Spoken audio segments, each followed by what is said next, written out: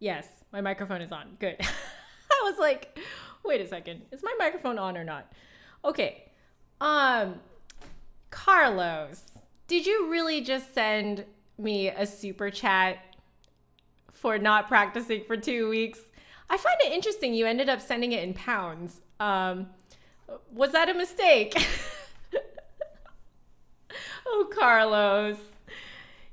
You don't need to pay 10 pounds for not practicing for 2 weeks. Come on. Okay. Um, well, first, before I get into all of this, I just wanted to take a few minutes to catch up with you guys. How are y'all doing? I know it's been a hot minute since I've been here, but we're here and we're doing a review, as you can see, sponsored by the Flute Center of New York. But yeah, I wanted to say hi to you guys. Let's see how many names I can rattle off. There's like about 46 of you watching right now.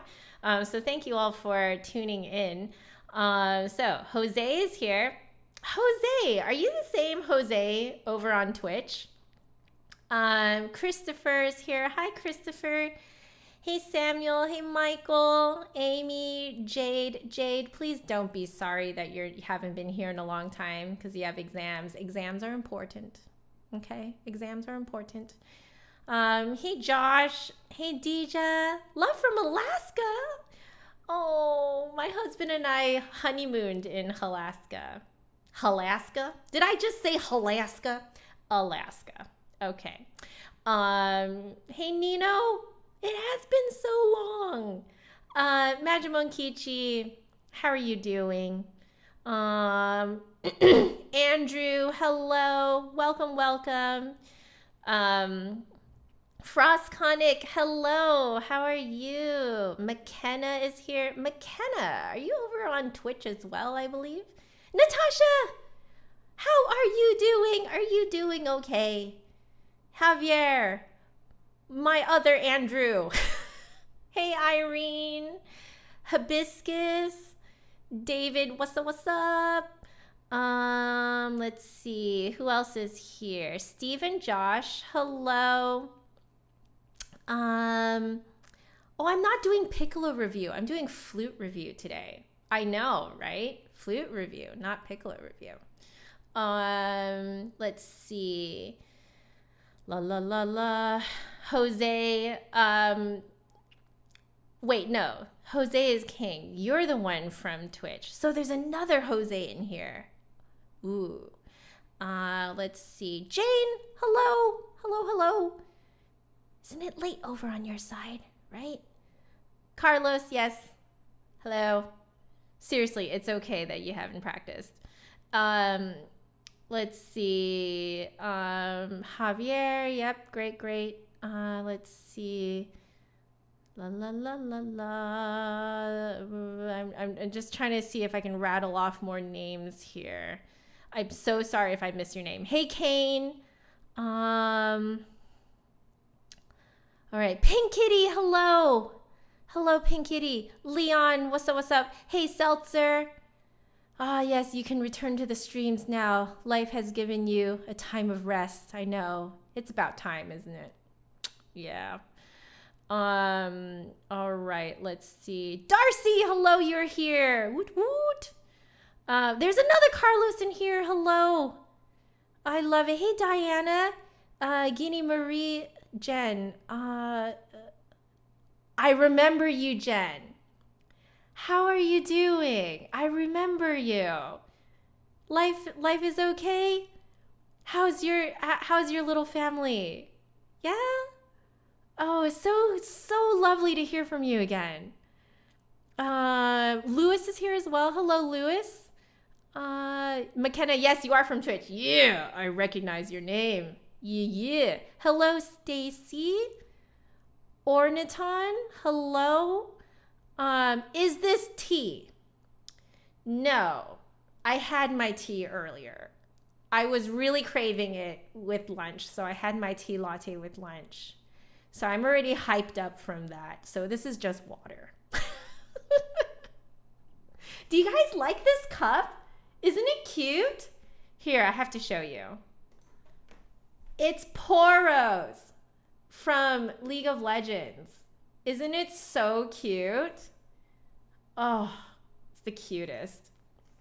Anyway, anyone here from Slovakia? I don't know. Oh man. Yes, Michael, I know which Michael you are. Hagenbeck, hello.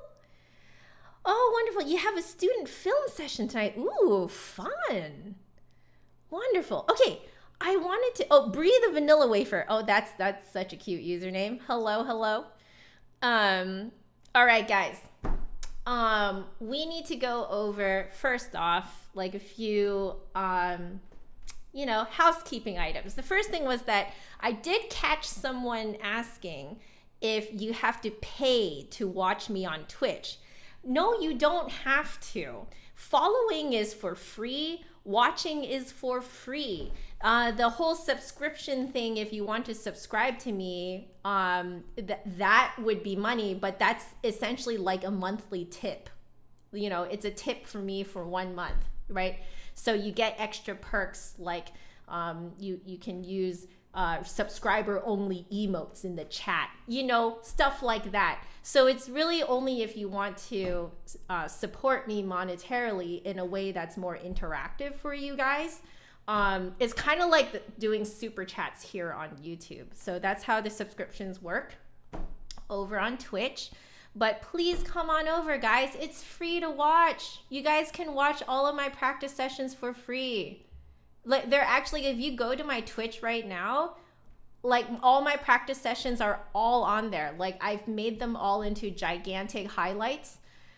So you guys have tons of footage of me over there if you want to just kind of hang out. Yeah, like where I'm over there. Yeah, it's free. Yeah, as Pabs says, hey Pabs, best things in life are free. Yeah, it's really fun over there, guys. So please join us over there. Okay, so that's the first housekeeping item. Second housekeeping item is kind of what's going on with this sort of sponsored review thing. So if you guys are new here, the Flute Center of New York and I are partners, and they send flutes over to me and I review them. They have now evolved into live reviews, partially because I want you guys to see me live reacting to these flutes. Okay, so a lot of the time I'm just going to be reviewing the flute, and then you guys can talk to each other. If you have any questions, we have 2 mods in here, and we have a lot of regulars. So if you guys have questions about like my own flute, any flute questions, music questions, please ask each other. Unfortunately, this is not the stream for me to just go around answering questions the whole time, because I need to hold up my end of the bargain and actually do the review. All right, now, when I do these reviews, you'll notice a few things. I'm not wearing any jewelry. I actually just straight up don't wear jewelry at all anymore these days, partially because I'm just at home because of the pandemic. Wearing my wedding ring runs the risk of scratching the instruments. So if you are trying these instruments for yourself, please do not have any jewelry on, no dangly earrings, stuff like that can potentially scratch the flute. What else? Let's talk about the perks. The perks are in the info box. Let's just read them off right now. I'm just going to, because I'm not even going to try and pretend to you guys that I remember it all. So you get free shipping on your purchase or your trial from the Flute Center of New York. You get a 10-day trial instead of 7 days of whatever flutes you are trying out. You get an 18-month warranty on new flutes, on any new flute that you purchase, and you can try up to 3 instruments per trial. Coolio. All right. Also, the free shipping is domestic shipping within the US. That's just kind of, I don't really have a say in that, but I will tell you that I have had the experience of shipping my own flute over the border when I used to live in Canada, and that cost a lot. So there's a reason why it's domestic shipping only is free. So within the US. All right. If you look down in the info box, you'll also see that I actually have another code with flutesheetmusic.com, which is the sheet music department of Flute Center of New York. You can use my code JAF, the same code, for 10% off your entire order. Yeah, and you know, just to put it out there, if you use my code, I get a commission. So thank you very much. You're helping me out. And also, if you want to help me out in other ways, I have merch. You probably saw that from the beginning if you were here before I came on. I launched a merch store. Some of you still didn't know that, so you know, I thought I'd come on with this on. And you can use my code HOLIDAY10 for 10% off your order until the end of this month. All right, guys. So all that information is in the info box below. What other housekeeping items do I have? Okay, so when I review these flutes, I'm going to be trying to review them as best as I can in such a way that, you know, like I can describe how these flutes respond. So lately, I think in the last review that I did, I discovered a way to make it a little bit more objective and less subjective. So I'm kind of blowing on my hand now and describing to you how the cross section of the airstream feels like to me, because I think that is more objective in terms of how I make that airstream shape happen. That's me. You might have a different way, like you might feel different from me in terms of making a certain shape of airstream. And so, but yeah, that should probably be a much more objective way than I have been doing for many years now on these reviews. Like it should be a much more objective way of kind of relating to you how these flutes work. All right. So please try these flutes for yourself though. Okay. Like in Harry Potter, just as the wand chooses the wizard, so the flute chooses the flutist. Okay, so it's, yeah, like I'm not Ollivander. Flute Center of New York is Ollivander, not me. I'm the person who reviews the flute and figures it out and figures out how they play. But if you want that kind of Ollivander experience, you really should just talk to the Flute Center of New York directly. Okay. I think I got through it all. What do you guys say? My mods and my regulars. Did I miss anything? Andrew, do you also have your your merch sweater on? Apparently, guys, the premium sweaters are the ones to get. Apparently those are the ones that are like really comfortable. So anyway, hey Judith, how are you doing? Welcome. Jeremiah, hello, welcome. I'm seeing if there's any new names in here that I've missed. Okay, I think those are the new ones. All right, there you go. So there you go. Someone was asking why some people's names are blue. It's because they are the mods. They are my mods for this stream. So, oh right, there are some things I missed. I missed the chat rules. Okay, we got some chat rules. All right. Okay. Let me go read those ones off to you guys too, because I don't know if I had room to put them in the info box below. So give me a sec to find that. All right. I think it was in my last one. Yeah. Okay. Number 1, no spam fam, okay? Do not repeat messages, especially do not write all your messages in all caps, okay? You can write caps in all caps sometimes for, you know, emphasis, but like please don't shout like in my face repeatedly. Like that's more what I don't want, okay? No one appreciates that. It's not just me. Like no one in the chat appreciates that. Okay. Please do not share or ask for personal information. This type of stuff includes like your address, phone numbers, etc., location, blah, blah, blah, all that stuff. Please do not share or ask for personal information. Please be internet safe, okay? Number 3, especially because this is a stream for reviewing instruments, all right? No discussions about sex, politics, or religion, please, okay? Number 4, if someone says something you don't agree with, do not shut them down, because we are assuming that we're all only talking about music, flute, and food, okay?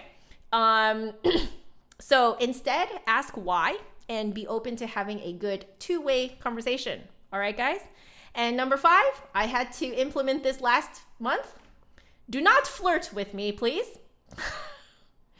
I might not be wearing my wedding ring, but I am a happily married woman, okay? My wedding ring is over here, all right? I'm just not wearing it because I deal with flutes all the time. What about half caps? I mean, you know, for comedic purposes, that's fine. Yeah, I can't believe I have to put the no flirting. I can't believe it. It's just ridiculous. What books are on my bookshelf? Oh, so many books. I mean, Lord of the Rings, Chronicles of Narnia, Howl's Moving Castle trilogy, Call of the Wild is right above it, and we got a few other ones in the back, but the rest of all this stuff up on top are all music stuff. Yeah. Coffee or tea? I mean, I prefer coffee, but my skin doesn't. No flirting? I know, right? Tony P, are you the Tony P that I think you are? I know a Tony P. I'm wondering if you're the person that I know in real life. All right. Can I tell the story about the implementing of the no flirting? Okay, so this happened over on... I'll tell this story and because I wanted to catch up with you guys a little bit before I start the review. All right. So Deja is asking what the heck is going on with the no flirting. So someone on Twitch decided to go hard on the flirting in the chat. I just ignored it because that's how you deal with trolls on the internet, okay? You just don't feed the trolls, right? You just don't feed the trolls. They get bored and they leave. That's how it works, okay? So I just ignored it and then they went away and I never heard from them again. But that time in the chat, like, whoa. It was pretty bad. They went hard with the flirting. And then like, I think they noticed that I was mentioning my husband and they realized that I was married. Also, I think they didn't realize that I am a lot older than they thought I was because you know, hashtag Asian don't raisin, right? So, you know, yeah. Titography. That is such a cute username. Hello, how are you? So yeah, it's yeah. That was not a great time. Magic Mokichi remembers this. Yeah, it was hardcore flirting. Yeah, exactly as Magic Mokichi was saying. And not the good kind. Like it was like full on harassment, you know. But the way that you deal with trolls on the internet is you ignore them. You don't feed the trolls. If you don't feed the trolls, they'll get bored and they'll go away. Is it like black don't crack? Yeah, it is. Asian don't raisin. In exactly the same way. Hey, Cand, how are you doing? Yeah, so, you know. Oh, T, you're T-Rect from Twitch. You have really cute usernames on both. Man, good job with your username. I love it. I love it. Yeah, they were pretty abusive. Pabs was there too, eh? Yeah. So it was like, after that, I gave, because Magic Monkichi is a mod over on Twitch too. So I gave Magic Monkichi the permission to just kick anyone who is remotely like that from here on out. So, you know. Yeah. Trolls are stupid. I know, right? All right. Time check. Have I been talking for too long already, David? David is my time check person. Okay. I think we got all our housekeeping items all the way through, right? Housekeeping items, updated you guys. caught up with you guys. Yeah. Why don't we just begin? Let's begin.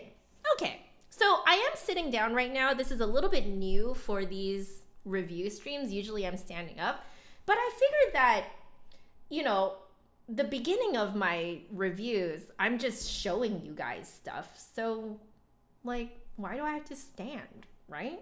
So I'm just gonna sit and show you guys the flutes. I have not taken these flutes out of their cases because I wanted you guys to get my very like real-time reaction to them. So let's put our water out of the way. Water is out of the way. All right, we're gonna make a little bit of room here on this desk. So I have a lot of space to work with. So put those there.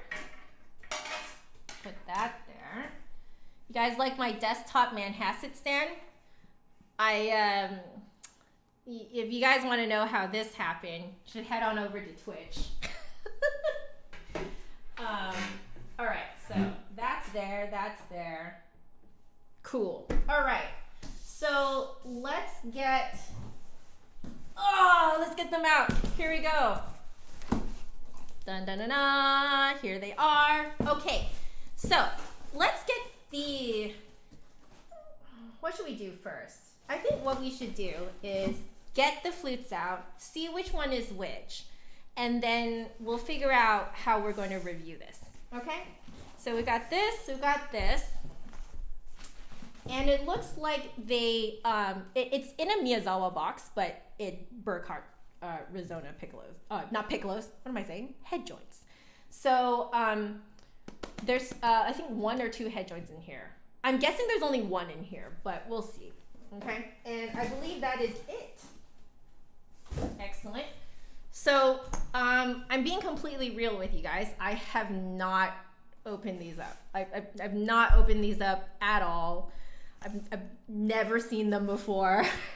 So we're just gonna see what happens, okay? And let's see if I can, and then maybe what we can do is angle this further down and zoom out more. And then you guys can see. Yeah. Ooh, that's actually really good. Okay. I think we'll do that. There we go. Okay. So I'm gonna switch over to my second camera only, so you guys can kind of see what's going on here. All right, so we've got these 2 flutes here. And then we have this head joint case here.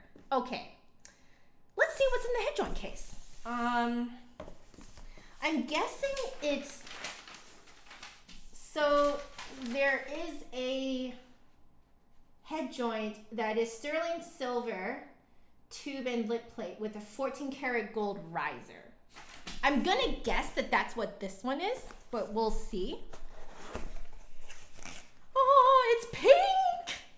Isn't that pretty? Oh man. I'm not gonna lie. I kind of want this cardboard case. All right, let's see. Am I right? I'm right. So this one has the 14 karat gold riser in it. I'm gonna see if you guys can see this. So we're gonna do like an uber close up. All right. We gotta focus here. Okay. You guys see how this inside part right here is gold? Like the inside lining of it. So what it actually is like a tube that connects the lip plate to the head joint tube. So that's not a trick of the light. It is actually gold in there. So that's what's called the riser. And this is 14 karat gold. The rest of this is all sterling silver. So very pretty. Yeah, and also it's very conveniently labeled 14K riser. But yeah, you can actually see it, eh? That's not a trick of the light. That is legit. Yeah. Yeah. All right. I know, very pretty, isn't it? Okay, so let's zoom you guys back out. So you guys can see what's going on. Okay. So this is the 14 karat riser. We'll put that off to the side. Let's see what's going on here. So we've got two different cases going on here. This one is a vertical case, which someone mentioned to me that I made a comment about this before, that they do vertical cases like this. And it's pretty interesting because it's pretty versatile in terms of how you hold it, because do you see this little strap here? So this strap is actually connected to this strap as well. It's the same thing. And they, you can essentially hold it, or let me zip this up so it's safe. But yeah, you can hold it up. If I were to make this part flat, see, look, you can do this. So you can make this part flat, and then you can hold it like this. Isn't that cool? So you can kind of change the strap formation. I do find that, or you can hold it like this. That's pretty cool, right? Like, I think that's pretty awesome. Like in terms of design, depending on what you're doing, in your musical adventures, this type of case might be really good for you. But anyway, comes out like this. So we'll put this here. Ooh, okay. So we're gonna have to do a nice little close-up for you guys. Because, I mean, come on. What else are you here for, right? Ooh, let me, this is a lot more difficult than I think most people realize. Okay, there. Okay, I'm just centering it and then I'll focus it, I swear. There we go. Isn't she pretty? She's so pretty. Isn't that pretty? Okay, let's see which one this is, because Flute Center of New York sent me two models. Let's see, what's this one? Maybe it says so on the case. Does it say so on the case? Oh, yes. So this is the, I think you guys can barely see it. There's the Resona R150. So the OS, I think, means offset for offset G. E means that there's a split E mechanism, and C sharp means that there's a C sharp trill key on here. This guy has all the bells and whistles. It's pretty amazing. Oh, caught my hair in it. Okay. So there's the beauty. So let's go over what all those specs were again. So offset G, you see how our G here is offset. This is the G key, and it's offset from the rest of the keys. Hence offset G makes it a lot easier for most people's ring fingers to reach this key. Now, if you have like really long, like Rachmaninoff piano hands, you might actually really not like the offset G. The other thing that the offset G allows you to do is have what's called a split E mechanism. So there's a lot more extra business going on right here. And I'll give you a nice little close-up of that. So, focus. Okay, so now, do you see this little thing coming out? Okay, so it actually, this key right here, like this side of the G key, do you notice that it can close by itself? Normally on a flute without a split E, if this one closes, this one closes. So when they say that it's a split E, it means that this key is actually split. So normally, oh my goodness. Okay, Normally these two keys are actually one piece, but on a split E mechanism, they are separated, they're split. And the way that this key is pushed down is by pushing down, I believe was it, which one is it? This one. You push down this key and you'll notice that it pushes down this particular little notch. See this notch? It pushes down the notch, which pushes down the key. Because if I were to push down this key here, you'll see that there's like, do you see how there's like a little bit of metal sticking out from the key? Like it's a little stick of metal that's been welded onto the key. And it's literally being pushed down by this notch that is controlled by this key. So what this offers you is that when you play a high E, usually the keys that you are covering is this one. So there's this one, and then you press these two keys down, which usually means that this key is still up if you don't have a split E. All right, so I'll show it to you. I'll try to like, this is very strange to do it this way. Okay, so if we did there, like this, I'll do it like this. This is awful, okay? But so do you see how this is the fingering for high E? Do you see how this key is closed? Oh, sorry. Yeah, this one. Sorry, I can't point to it. Like, you see that? The one next to this G sharp lever, that one is closed, okay? Now I'm gonna show you on my flute, because my flute does not have a split E. And then you guys can see how it doesn't close. Ugh. By the way, I'm going into more detail about this kind of stuff because this type of flute is what's called a step-up model. And so a lot of you guys will be, like for a lot of you, this will be, some of these mechanisms will be a little bit new. Okay, so this is my flute. Now if I do the same fingering, there, do you notice that key is still up? This one. You see that? You see how if I press this, both of them go down? Yeah, because mine is not split. Mine's the same. So why would you have that? It's really because flute makers have found that if this key is down, it makes the high E come out more easily and also a little bit more strong. So it's not as resistant as on, for example, my flute, right? So I highly recommend split E mechanism for people who have a pretty rough time with, keeping the air going on the flute. So this is I especially recommend it for my asthmatic folks. All right.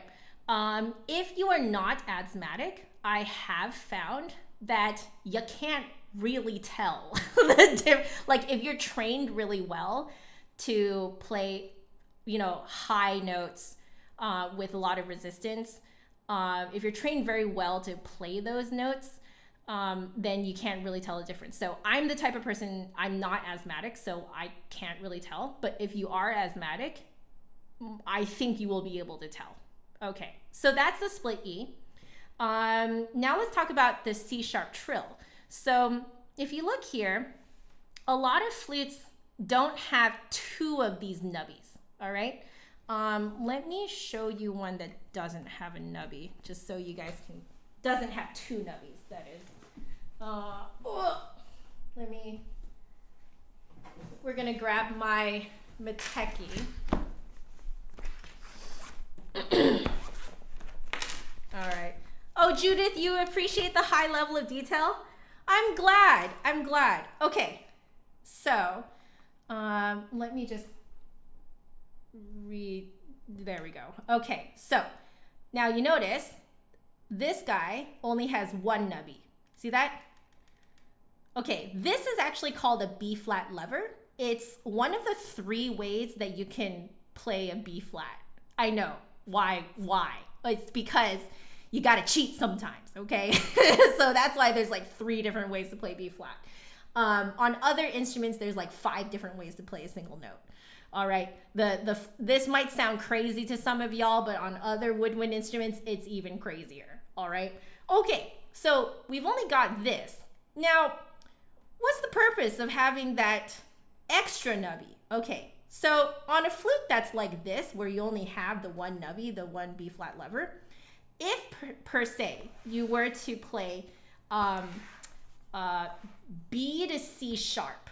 Okay, so I'm gonna finger that for you guys. So B is this, you know, and if I had the foot joint on, there would also be a pinky key down here, okay? But really the more important part is right here. This is a B plus pinky, okay? And if you were to go to a C sharp, you have to go like this. Okay, this is a C sharp, this is a B. Now, what happens if you trill it? It means you have to go like this. Oh, my friends. Okay, this is my flute from when I was younger. That's how I trilled a B to C sharp. And you see trills from B to C sharp all the freaking time, okay? So this is kind of annoying. It's more annoying than anything, okay? If your balance of the flute isn't absolutely perfect, you're gonna feel like you're constantly almost dropping the flute when doing this, all right?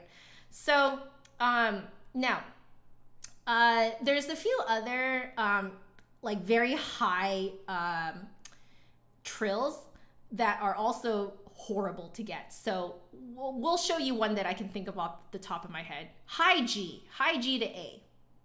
Typically, I think on a flute without C sharp trill, you have to just play a regular G and overblow like heck to get 1 octave higher, right? So you would just be trilling like this, but with like an incredible amount of air pressure to get that 1 octave higher, okay?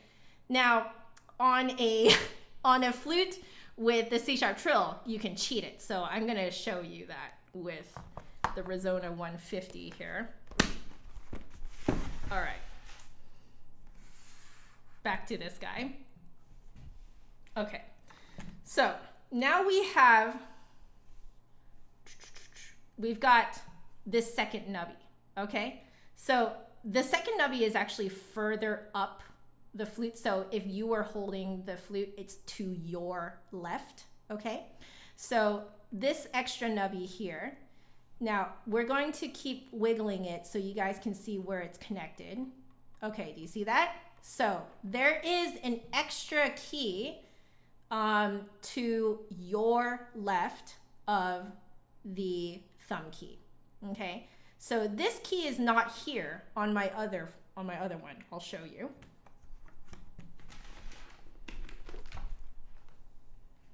All right, you see that? Nothing. It ain't there. There's no key there, okay? All right.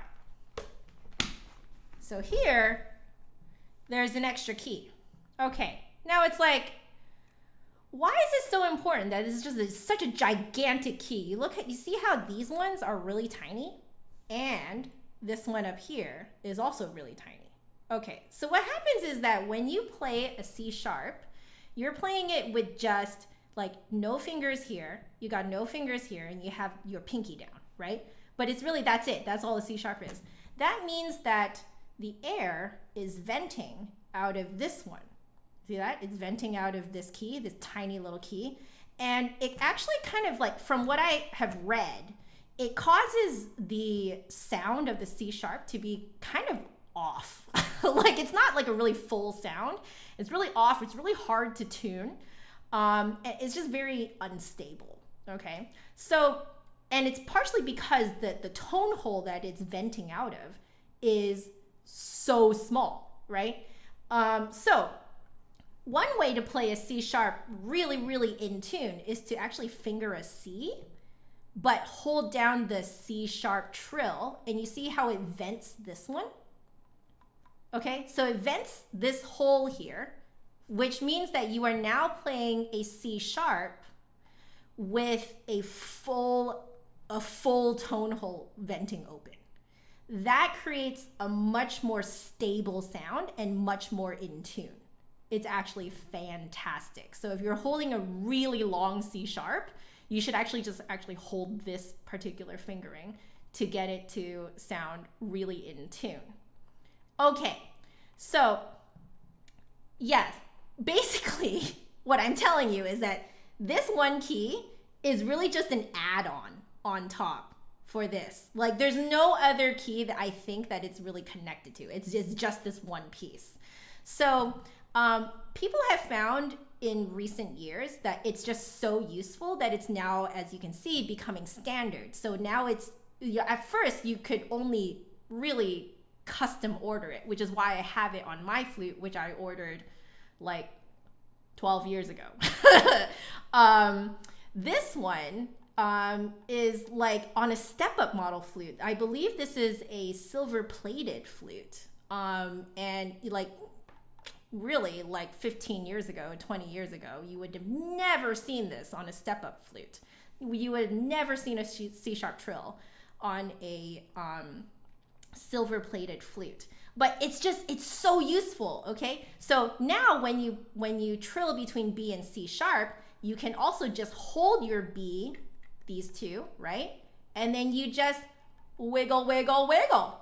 A wiggle, wiggle, wiggle. You just wiggle your C sharp trill key. That's it. So much easier, guys. So much easier. The other thing you can do for that high G, finger a high G, and then you actually position this, your index finger, your right index finger on the C sharp trill. You put your middle finger on the first trill key. You go like that. So you can actually trill between high G and A like that, because again, it's venting up really high up there. You see how it's venting to like these two keys? Actually, is it 3 of them or is it 2 of them? I can't remember. Either way, it's either this or this. Yeah. So it's pretty amazing. Yeah. So I'm very, very like happy to see this C sharp trill key becoming standard now, because it really makes life much easier for everyone. It's kind of like how the offset G kind of became standard after a time too, because again, it's just so much easier. More people can play the flute. It makes the flute more accessible to people.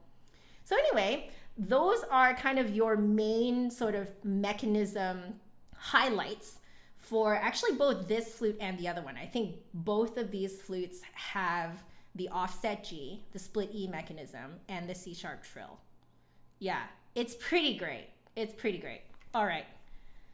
C sharp trill keys have been around since 1893. Absolutely believe that. It just was not standard until very recently. Yeah, yeah. Do I find the C sharp trill key more useful than G to A trill key? Yes. The C sharp trill is very versatile. Honestly, I don't really know if I could live without it anymore. So I'm very happy to see that it's becoming standard. If you guys open up the info box below to see the links to these flutes, you'll notice that I think you can essentially choose if you want to have a C sharp trill on there or not. Like these are options that you can choose whether or not you want. I think that's how it works. So, but yeah, it's pretty darn great. I'm pretty darn pleased with kind of the advances that are happening these days. But anyway, there we go. Okay, so this is the R150. So this one was in the one with the vertical case. So we'll put that here. Okay, so now let's open this one. This one must be the R100. Okay. Ooh! I don't know if you guys can see the, oh, dang it. You guys can't really see the, oh wait, you can. Look at the texture on that. That's new. I've never seen that texture. Wait a second. This one doesn't have that. This one is more your typical texture. You see that? Oh yeah, there we go. This is more of your typical texture of flutes, like flute cases. This is new. Oh, hello. Okay. I see you.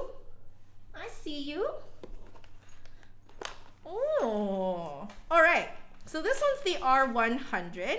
As you can see, has all the same sort of bells and whistles. So let's just go over it again, just very quickly. Again, let me just focus that. Okay, so again, we have offset G. Also, you notice from me doing that, it is a split E mechanism. So if we cover this one, you notice that it will actually just press down this one. These two are not connected together, okay? Again, making your high E's more stable and less resistant. And then we have our C sharp trill. There we go. So we have the same kinds of bells and whistles on this one. Very good. Well, now, I think what we will do now is go over some of these specs. Please focus. There we go. Okay, so my specs are on my other scene. So we's gonna go back to my other scene. Hi again. Okay, so we have here, let's get my spec box open. Okay, so I'm gonna see, I think this one is the one that's like an all silver head joint.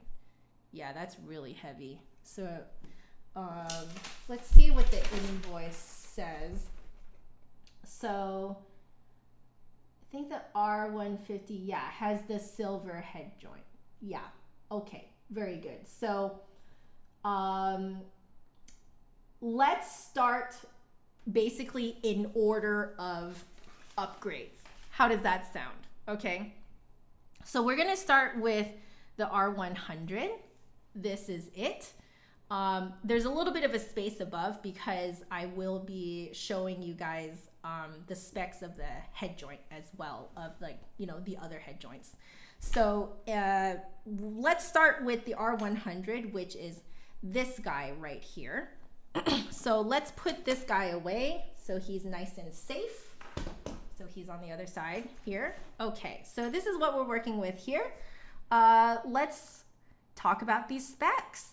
So this is a silver-plated Resona head joint with solid silver lip plate and riser. Okay, so it's not like the whole thing is silver-plated. The lip plate and riser is silver here, so it's going to get you, I'm going to assume, a darker sound.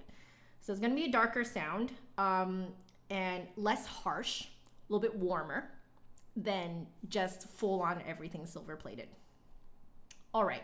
We've got silver-plated body and mechanism, so the mechanism is also silver-plated. Tuned to A equals 442. Some of you guys might have a question about this, so I will also address this. Even though the standard of tuning here in the States is A equals 440 hertz, a lot of flutes are tuned to A equals 442 to give you the option of pushing in or pulling out depending on, say, the temperature. So if it is colder in the place that you're playing in, this is going to be like your whole flute is going to be flatter, right? If you want it to be flatter, if it is flatter, you want it to be sharper. The way that you can make a flute sharper is by making the entire tube smaller, right? So you think pan pipes, okay? Smaller tubes give you higher sounds, okay? Longer tubes give you lower sounds, okay? So using that same logic, it's the same thing on a flute, okay? If you want to make the whole thing sharper, you got to make the whole tube smaller, okay? So if you can push in a little bit, then you'll be more in tune if it's colder, right? It just gives you more leeway to go to push in or out, okay? I wanted to also address something that happened to some of my students. So if you purchase a flute that is marketed to a different market outside of where you live, you may run into some tuning issues. So for example, I had one of my students whose relative bought them a flute from China, but it was for a Chinese market. Now, in Asian countries, they tune to a higher A. it's closer to A equals 444. Sometimes A equals 445 hertz. So it is sharper in general, so the instrument itself is actually tuned to that, which means that if you're to take it over to the States here where the tuning standard is A equals 440, that flute is going to sound sharp all the time, right? So that's kind of where you can run into a lot of these issues. So that's why I wanted to especially address why, even though our standard is A equals 444, it's tuned at A equals 442. Okay, so it's tuned at A equals 442 so that you can push in and out. You have that capability to push in and out. This does mean, though, that more often than not, you're always going to be pulled out a tiny bit. And this is very, very, very standard. Same thing on my flute. I also pull it out just a hair. Okay? All right. Andrew, you got your Miyazawa email. It's tuned to 444. We knew it. We knew it. So Andrew here in the chat had the same issue. His head joint was marketed to a Japanese market, and so his head joint is tuned to A equals 444. So we have found that we need to pull it out like crazy to essentially elongate the instrument more to make it flatter so that it will work with A equals 440, right? So anyway, wanted to address that so that those of you who are looking for this type of thing understand what that means and what is the significance of that. Okay, so now we have drawn tone holes. I believe drawn tone holes means that they actually shape the tone holes out of the tube itself. Please correct me if I'm wrong, because soldered tone holes, I believe, are the ones that are, you know, welded on, basically, soldered on. Okay, pointed key arms. All right, so pointed key arms are these little babies. We got to do the close-up again. Yeah, we got to do close-up again. Okay. Whoa, wrong way. Okay. Let me grab my little stick here. Okay, there we go. All right. Do you guys see how this arm here that connects the key to the rods is pointed? All right. So this is pointed, and it used to be a sign of what's the word? Not privilege. What's the word? Oh, it's at the tip of my tongue. It used to be like it was fancy. Okay, it was fancy. So pointed arms used to be harder to put onto flutes, like more difficult to put onto flutes. So it meant that the flute was made better. So you'll see here on all the keys that you're not putting your finger on, there are pointed key arms on there, right? So I can show you my Meteki. This one does not have any pointed key arms. So you guys can see, you see that? There's no pointed key arms at all. So even though you don't press this one down, it looks exactly like this one. So what's happened nowadays, if you guys are wondering why pointed key arms are now pretty standard on step-up model flutes, and even now beginner model flutes are starting to have pointed key arms on it too. Why is because it's actually a very convenient way to locate which keys your fingers are supposed to be on. Because like if you look at this flute, like you know, if you're new to the flute, it's like, well, I mean, like, ooh, there's so many keys. How do you put only like 9 fingers on all of these, right? But if you look at this one, you can see exactly which ones your fingers go on, right? Even this one has a pointed key arm, right? So you obviously don't put it there. You put it here, here, here, here. So you see how this one is pointed, but this one is not, right? So this one has a pointed key arm. This one also has a pointed key arm. And then there's these 3 that don't have it. So it's like very obvious where your fingers are supposed to go. So this is actually turning into like a really great kind of like, I guess you could say, convenient pedagogical tool for teachers. It's just very convenient to have this on there so that it's like a constant reminder to your students where their fingers are supposed to go. So many keys, how finger, why confused? Basically, Judith, basically.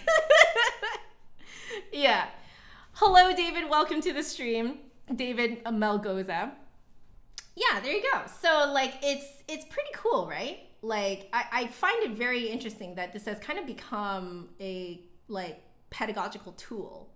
So I do very much like that.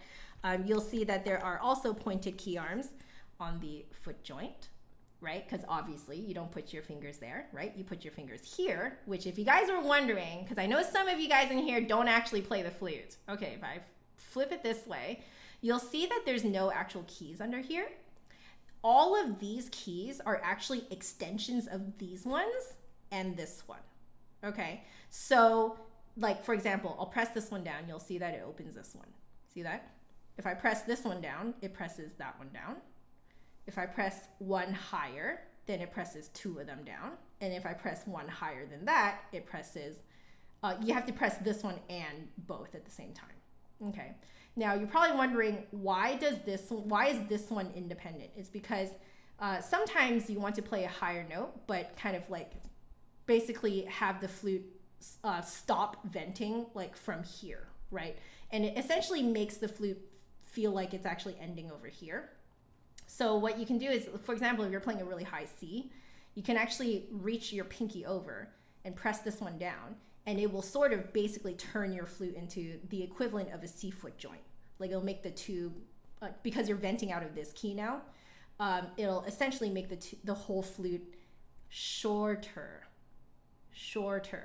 Okay, so the reason why this guy is independent is so that you have the option of doing that.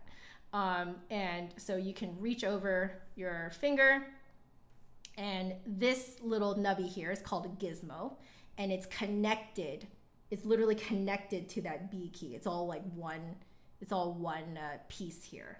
So this is all one piece connected here. So that way you don't have to like kind of like maneuver your finger and like, to just press that one down. You could just reach over, and there's like a very convenient, obvious feeling nub right here that you can press down. So there you go. That's how all this stuff works. Okay, so let's see. Let's talk more about these specs here. Okay, so we were talking pointed key arms. Stainless steel springs. So there are springs in here. They're not the type of like curly Q springs that most people would think of when they think springs. These springs are like, they look like little needles. So I'll try and show you guys again here. I'm gonna have to bring it up real close to the camera. Yeah, that's as far as it's gonna go. So, okay. All right, you see it? Right in here. You see that little needle? That's a spring. There's actually two in there, right? And that's what helps these keys pop up and down, right? That's what gives it that little spring tension to allow it to pop up and down. That's what keeps them like closed, or it helps them open and close, basically, right? So you'll see this all along the flute. You see those little needles, right? You see those little needles in there? Yeah, those are all springs, all right? So in this case, these are stainless steel. What you'll see in a lot of flutes is that the specs will say things like gold springs, you know, blah, blah, blah. So like, you can save a lot of money, you know, in a flute by having the springs be made from a less precious metal. So in this case, they're stainless steel springs. The pads are the keypads in here. So I think you guys can see that in the small close-up, but I know you guys want the big close-up. Let's do the big close-up. Okay, so you see the little yellow pads in there? So those are felt, made out of felt. I think they seem to be, these probably are like standard felt pads. There are different like levels of pads that you can get, and they get more and more expensive. Do I know exactly what they're made out of? No, not really, to be completely honest, because I'm not a flute technician. I just know that they get more and more, like, like if you want more precision in your sound, the pads are really important. That's all I really know about it. So, all right. And then obviously we have here B foot joint. B foot joint, meaning that you've got 3 of these here instead of just 2. I will show you my Meteki only has 2. And all this means is that this flute, this Meteki, can only go down to a low C. This one can go down to a low B. Okay, now in this day and age, I would say that the low B is starting to become more and more standard in flute repertoire. So it is kind of becoming more and more important to have a low B, all right? Now, if you'll never play low B in your life, there's really no point. But right now, just kind of due to how, you know, marketing and all that good stuff, right?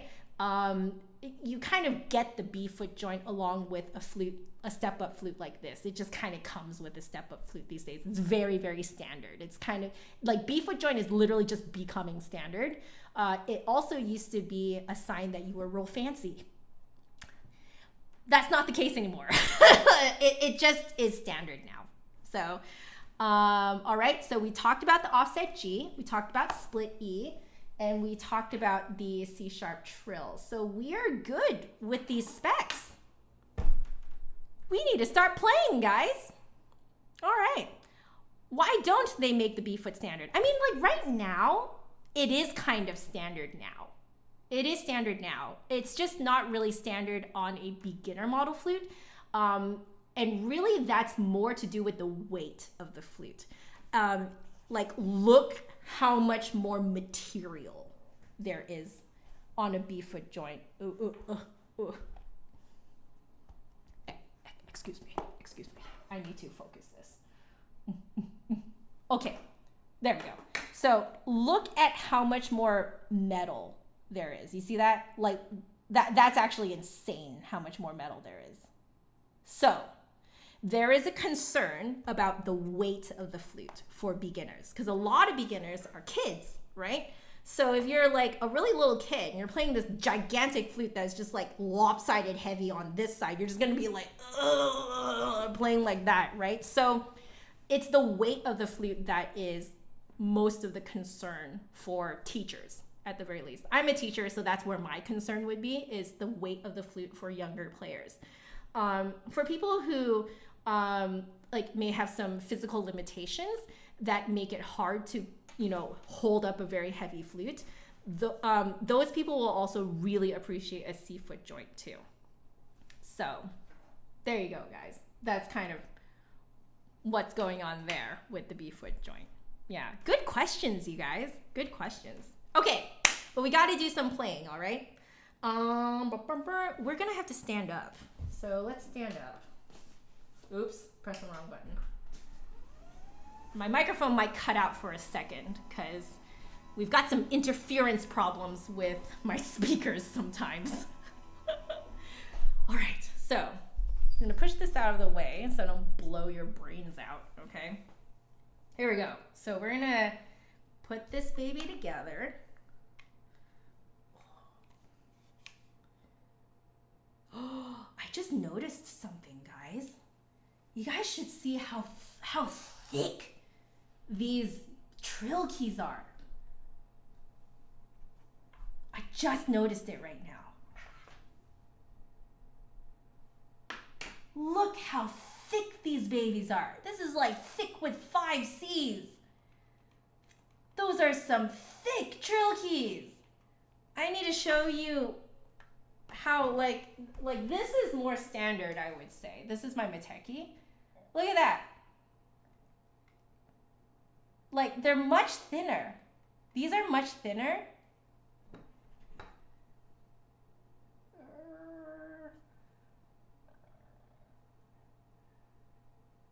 Like, do you see that? There. Look at that, that's thick. Those are some thick trill keys. Look at thick trill keys. I like it. From a pedagogical standpoint, this is absolutely fantastic. I love that they did this. I love that they did this because let me tell you, from a teacher's perspective, like getting your new students to really feel where the trill keys are, and also like, because a lot of students will run the problem of accidentally hitting the trill keys because they're too small. They can't find it, and or they accidentally hit it. So if it's this thick, that's gonna make it a lot easier for students. Oh, I'm thrilled. And this is a step up model too. So like, actually I think this is silver plated throughout. So it's silver plated throughout, but the lip plate and riser is silver. So yeah, this is great bang for your buck if you're looking for like, you know, a decent, very decent, more than decent silver plated flute, but with a little bit of that silver sound. I think this is probably a good one for you. Yeah, thick with 5 C's. Yeah, that's right. All right, word of the day, pedagogical, exactly. All right. Oh.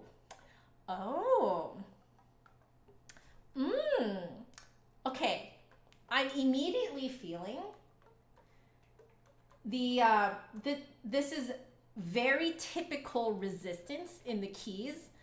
That's typical of flutes in this range. So it's like a hair resistant, because what it does, what I found at least, is that if the mechanism is like a little bit resistant, it kind of helps smooth over your technique a little bit more. So if you're a little bit rough around the edges, the flute, you know, the mechanism will kind of smooth it out for you a little bit. So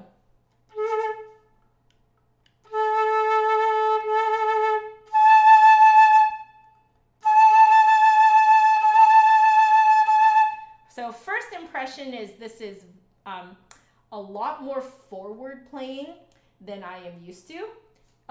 Looking at this head joint, I'm seeing that the lip plate has a very sharp drop off. So I need to show this to you guys via close up again. And I don't know if this actually affects how it plays. So give me a sec to show you guys. You guys see that? You guys see that sharp drop off? Look at that. Look at that sharp drop off. This is really sharp right here. Maybe like this is a better view. Look at that. Look at that sharp drop off. Yeah, like it's literally flat here. I'm guessing that helps with kind of redirecting your air into the flute more. Gives it a little bit of an extra edge, I think. So pretty cool. Yeah, very yet it even sounds forward sounding, isn't it? I'm very surprised because like it shouldn't with the specs of this, it should, like, I usually expect it to be like kind of middle of the mouth sort of feel.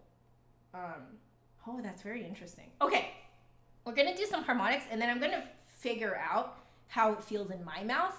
Then I'm gonna blow on my hand and then I will try to, you know, explain to you guys how my airstream feels so that you guys can kind of vicariously experience this at home.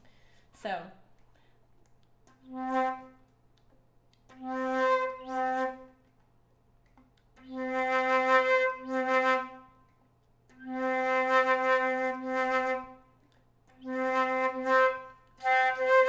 I'm having trouble with that. I'm having trouble placing it. So I'm gonna do the rest of the harmonics, get a feel of what the pattern is, and then I'll extend it down to the low C. So here we go.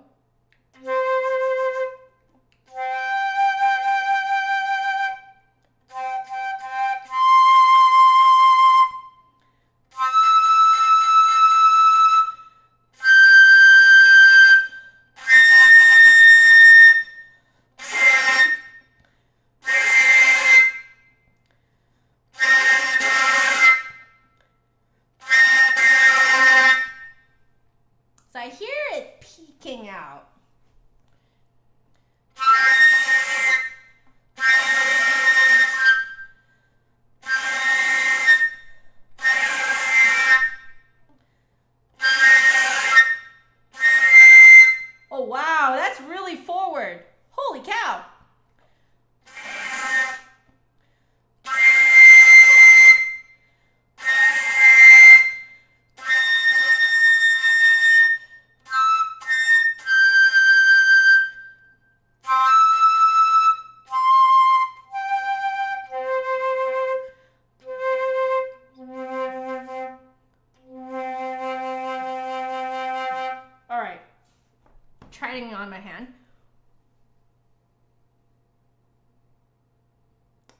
Interesting.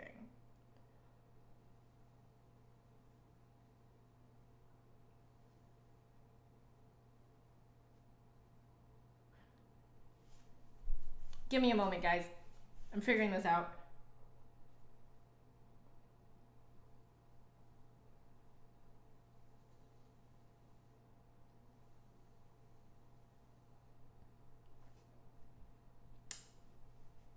Okay, let me test it before I say it out loud.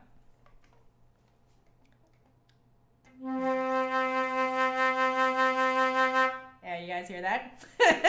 That's opening up now, eh?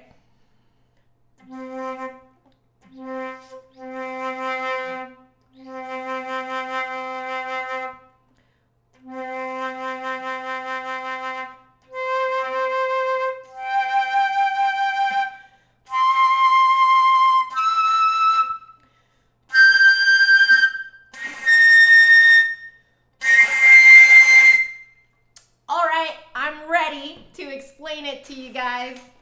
Okay.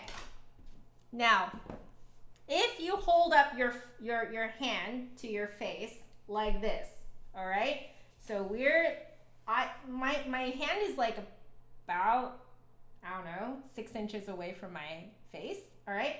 And for me, I kind of aim it so that my palm is like kind of like on the bottom half of my face. You guys see how I'm doing this? Okay. All right. This is very interesting. It aims real low, very, very low, and the shape of the airstream is really wide. So to show this with a hair band, okay, now normally you would think of your airstream as being like a circle. This airstream is more like it's kind of pulled off to the side, but it's sort of like that. It's more like that. That's kind of your base shape of the cross section of your airstream. Okay, so it's that shape down here for a low C. Okay, and then as you go higher and higher, it just goes up the hand to around there. This is the highest C that I can get. That's C7 that I'm getting. So this is kind of the range. Just to give you an idea of how my flute plays, it's more of like a circle, like a smaller circle. I would say probably closer to like this. So my flute plays more like this, and then it goes higher up like that. So my C is like around here. This flute is like a super big, wide, like big airstream, very wide, takes up my whole like width of my palm, and then it goes up like this. Now, is this exactly your airstream? Yeah. So, okay, like this is interesting to me as a teacher. Again, word of the day, pedagogical, okay? Why is this important to me? Because this is actually how I would say like the majority of beginner to beginner intermediate students play. A lot of students like to stuff air into the flute down into the flute, right? When you're at this level of playing, you're probably not yet at the point where you're really kind of like shaping the airstream down yourself with these muscles here. Part of it is because you may not have yet trained the muscles here to do these tiny movements to shape the airstream. So this head joint allows you to have a much wider airstream. You can blow a lot of air like crazy, and you can shoot all the way down. So all those things that I normally tell my students, like, hey, you're stuffing the air into the flute, don't do that. This flute would allow you to do it. So your low C, you can stuff it all the way down, because I'm aiming all the way down my hand like this to get that low C out, and you can hear how beefy that sounds, right? Isn't that insane? Yeah. Okay. Now, I have another point to make. Those really high notes, I am pushing from the front of my mouth. This is very interesting to me because I would say that for most flutes, like essentially, I really think the head joint is really doing a lot of the work for you, because for most head joints, if you want to control the shape of the airstream at a high air pressure for high notes, you have to blow from further back in the mouth. Now, I do notice that as a teacher, this is one of the hardest things to teach students. This is one of the hardest things to train students to do, is to be able to control it from different parts of your mouth, to push the air from different parts of your mouth. Now, if you're a beginner intermediate student, you may not yet have trained the muscles to be able to do that yet. So this flute would respond to you pushing really hard up in the front of your mouth. Yeah, it's so interesting, right? You guys talking about my cabbage recipe. Okay, anyway. So very interesting, guys. This is absolutely designed for developing students. This is designed for developing students. It will make your life so much easier. If you are like a hobbyist and you play like this naturally and you don't really want to go too far into going crazy with training your mouth to do certain things, I think you're gonna love this. So very interesting, right? All right, we gotta move on. So let's do some tone, color, dynamic type stuff. Okay, so what we're doing with tone, color, and dynamics is really just manipulating how big or small your airstream is. The bigger the cross section of your airstream, the more air you're putting in as a result, the louder it's going to be. The smaller the cross section of your airstream is, and thus the less air that you're putting in, the softer it will be.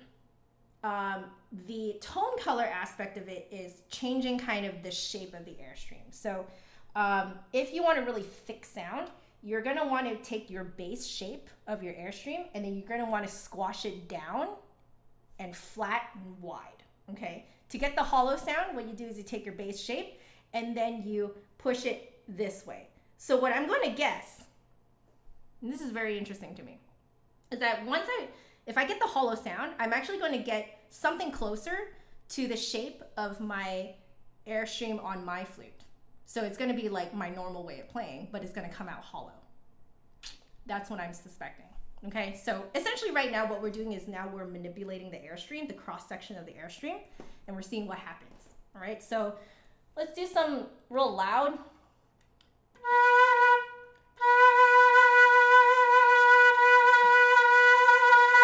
I'm going to put a lot of air into it and see if it cracks.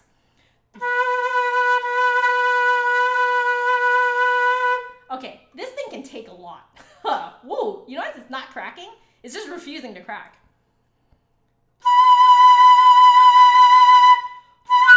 Oh, okay, this one will crack high. Okay, this can take a lot of air, all right? If you're one that just stuffs air into the flute, this will take it. This will take it. Okay, we're gonna now make it much softer, like much smaller, so tiny airstream.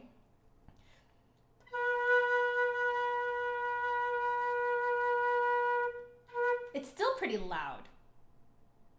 So let's try and get softer.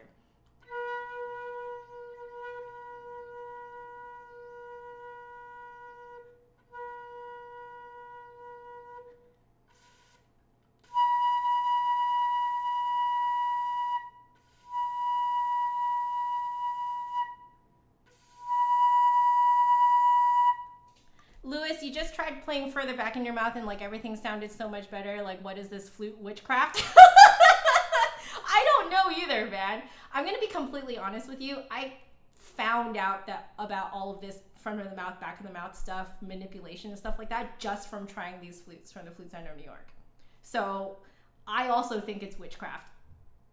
I don't 100% understand why it works. if anyone's going to understand, it's the flute makers. The flute makers themselves would understand why it works. I don't know why it works. I just know that it does. So I'm really just like you. Yeah.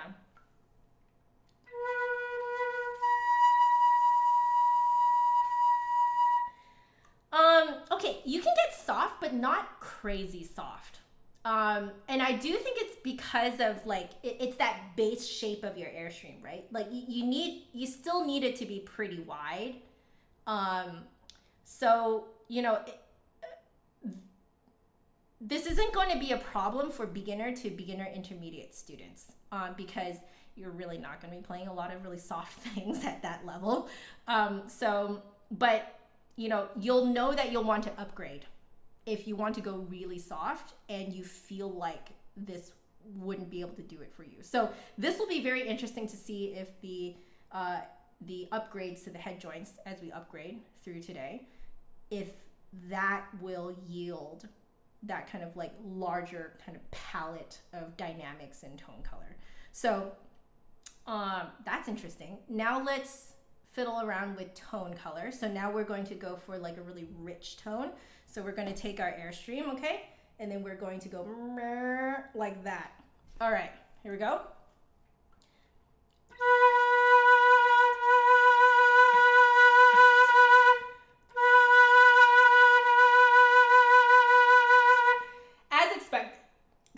As expected, the bass sound of this is already really rich.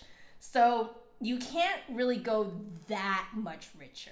You can go more though. Do you guys notice that? I can go richer, but you can't do it that much because the base shape of the Airstream is already like quite wide. So that's what I already suspected.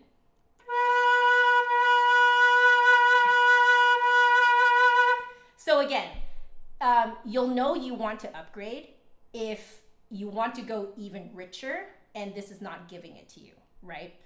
That's when you'll know that you want to upgrade. So it's not to say that this is a bad head joint. It's not at all. This is fantastic. I think this is amazing for beginner and beginner intermediate, mostly for beginner intermediate students. Great stuff. Yeah, this is good. Okay, but you'll know that you'll want to upgrade, and we'll walk you guys through the upgrades in today's stream. So we'll keep going. Let's do higher one.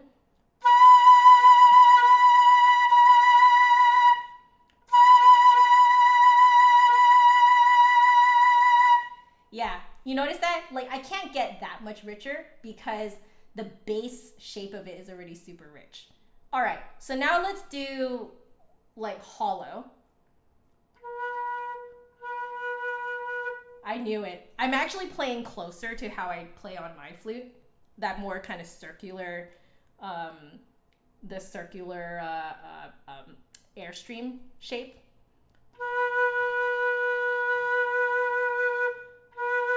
So I don't have to do an extreme block face for this. So this would explain why, you know, if you try this flute and you can only get that hollow sound, it could be because your base shape of your Airstream is more circular and it is going to come out hollow on this thing. If your base Airstream, like cross section of your Airstream is wider, it'll come out richer on here, right? So that's something for you guys to watch out for, I think. You see that nice hollow sound? Oh, it's a very sweet sound. You hear how sweet that sounds? Ooh.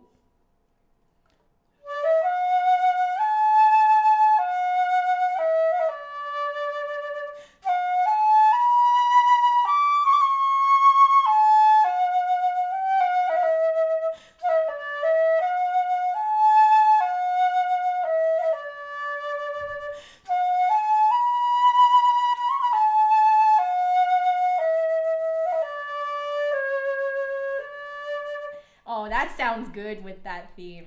Mm-hmm.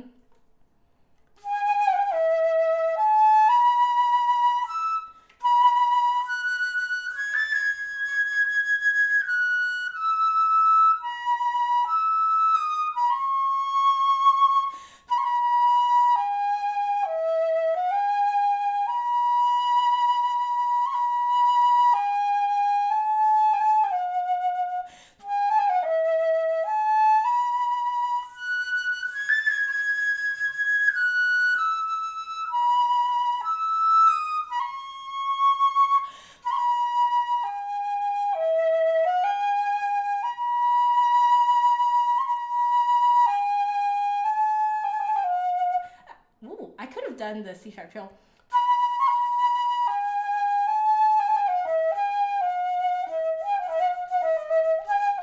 Okay, so, right? Okay, if like, it's very easy to get a very hollow, sweet sound out of this. I think this is kind of the shining part of this flute. This flute will give you that sweet sound. So I know that some of you guys like that sweet sound. This baby will give it to you. Yeah, I know, such a sweet color, right? I'm so surprised. And it's a silver plated flute. It's just the lip plate and the riser that's silver. Isn't that crazy? Burkart? Like, you're asking for the character? I don't know. Very sweet and gentle, delicate, you know? I like it. Okay, we gotta run a few scales so we can test out the mechanism. We'll test out articulation. So, real quick.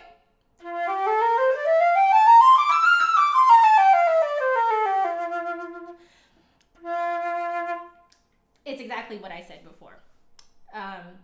The mechanism is designed to smooth out your technique for you. So again, very good for beginner, intermediate flutists who need a little bit of extra help to kind of even out their technique a little bit. All right, this will kind of help you out, you know? Kind of in the same way that this thing helps you out. Like, you can push from really far forward in your mouth when you play up really high and it'll still respond sweetly, you know? So, you know, yeah.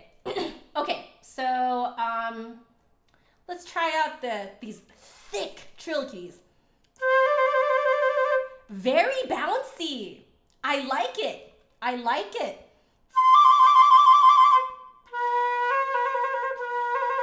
Very bouncy. Usually this one is like kind of floppy. This is the C sharp trill.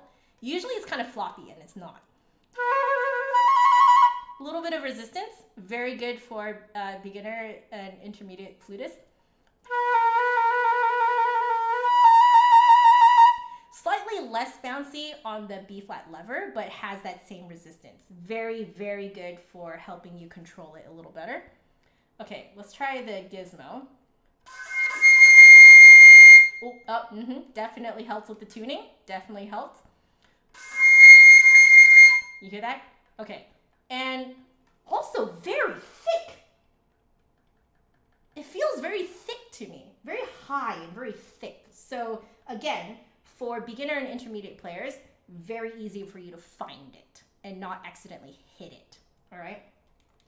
I like it. Yeah. Yeah, I like that the B flat lever and the C sharp trill are just, at least for my hands, they're just far away enough from each other that they're very distinct, but they're not so far away from each other that you feel like you're reaching to the moon to get to the C sharp trill. So I like it. They struck a very good balance here. Okay, I think that's really all I have to. Ooh, let's do E, the split E. You hear how like ringing that is? I think that's a split E. It's good. It's good. Again, very good for beginner, intermediate students. That way you don't suffer as much. You know what I mean? Okay. Let's do some articulation.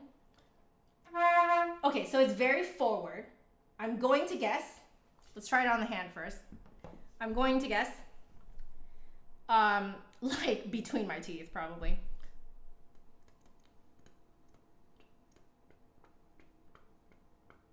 Maybe not.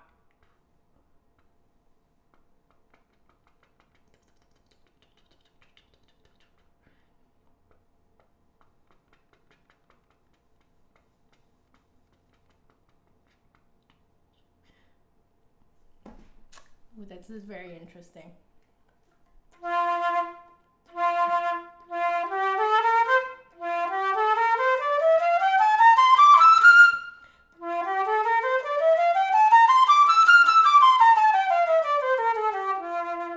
Ooh, this is very interesting. I just tried it on my hand And due to the angle at which you're blowing, because you're blowing so far down, even though it's very forward in the mouth, the tonguing is actually not. I think it's due to just the angle of it coming down. So you might feel that the tonguing has to be in a slightly different place, but what I'm feeling on my hand is when I'm tonguing, I should not feel that the air is being forced to spread out too much.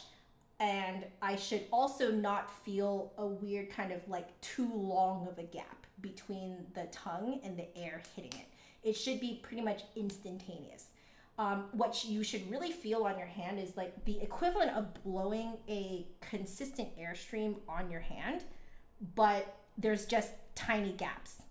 That's it. That's what it should feel like. It shouldn't feel like an extra burst of air every time you tongue. It should not feel like every time you start the tongue that it spreads out. So it should not be a burst, should not be spread. It should literally just feel like a constant airstream, but with gaps in it. That's it. So if you do that on your hand, you might find something similar to me, which is that ironically, even though it's very forward playing, because it's angled so far down, something to do with that angle is making it so that you can actually tongue further back in the mouth, which is a lot more comfortable for most beginners and intermediate players. Yeah, it's like pretty, for me, it's like right behind my front teeth. Yeah, it's so interesting. Now try the E-Bear.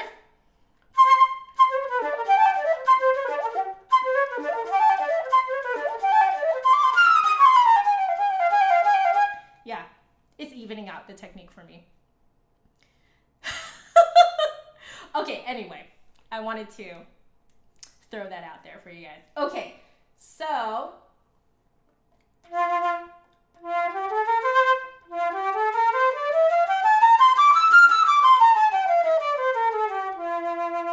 yeah, my tongue also doesn't have to move so much. I think it's because the angle is so much consistently down here. It's making it so that you can actually tongue in relatively the same place, and it sounds kind of the same.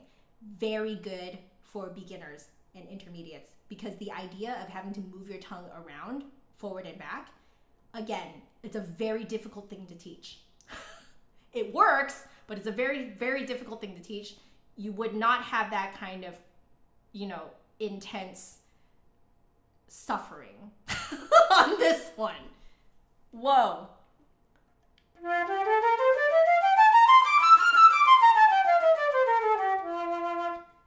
Yeah, you don't have to move your tongue around. It's like, for me, it's like really, like I'm moving my tongue just a little bit to go up into the high ones, but not that much. You're tonguing it around the same spot. Just for me, it's just on the roof of my mouth, right behind my front teeth. Yeah. So, play the piano with my toes? No. Okay. Let's try double tonguing. No, I'm gonna have to do this on my hand. So again, what I'm feeling for is a constant airstream, but just with gaps. That's it.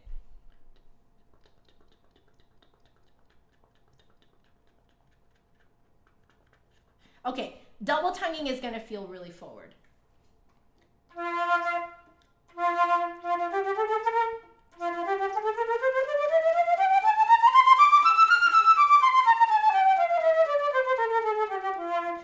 Did you hear that? On the way down, it sounded better, because I was starting to get a feel of exactly where it is.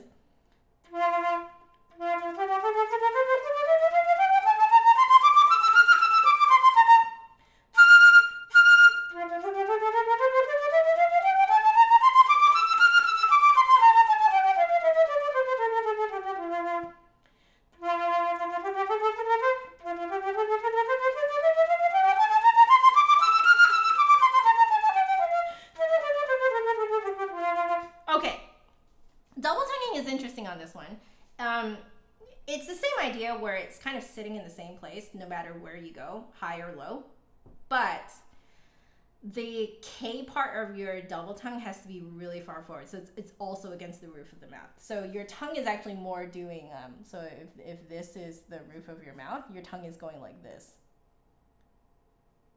like that. It's really far forward, so you're doing ticka ticka ticka ticka ticka, So think tick, tick, tick, where the k is against the roof of your mouth. That's like, that might get it close to where it is for you, but okay, you and I are different people, so it's gonna, you know, manifest a little differently. But it's, you don't have to move the tongue back and forth, but you do have to double tongue properly, which is not to go into your throat. So I thought of this while double tonguing just now on this flute. This would make a great flute to introduce double tonguing on, right? Because then they don't have to move around in their mouth while they're double tonguing. Like, that's a lot to keep track of, okay? They don't have to move around like crazy, but they have to do it properly. Again, this is a great teaching tool. This is a great teaching tool. Yeah. This will allow teachers to teach their students proper double tonguing, but at the same time, they don't have to move around like crazy. It's great. I think it's fantastic. Good. Guys, I think we've made it to the end of this particular flute. So this is the R100. I think what I'll do now is set it off to the side. So let me put my flute back together. Do you guys like this? One of my students made this. The little hat. I keep telling her that she really needs to make an Etsy store because she would make a killing every year selling these hats. She made it last year and she sent one over to me. Caleb, welcome. How are you doing? You're just in time for the second flute. Okay, so this next flute is a bit of an upgrade. I would say that this is basically your next upgrade up from the R100. So this is the R150, and this one comes with a, I believe, a silver head joint. Yeah, exactly. So let's put the specs up here. So it's no longer this one. It is now this one. And the head joint that came with it is this one.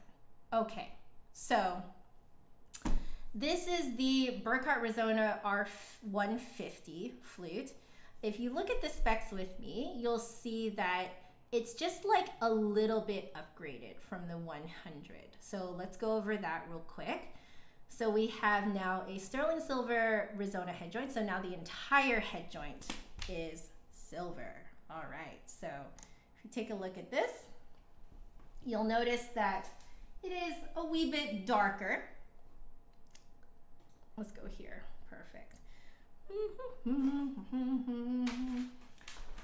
Where is my little stick? There we go. Okay, so we'll compare the two. Let me pop the head joint off of this one. Okay, so if we compare the two, you'll notice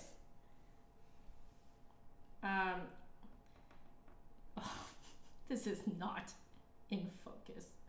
All right, give me a second. Let me focus it. Excellent. Okay. I can see it in real life. I hope you guys can too. But do you guys notice that this one that I'm shaking around is a wee bit darker in color than this one? You guys notice that? Yeah. Also, you'll notice that the head joint, the lip plate doesn't taper off as much as this one does. So,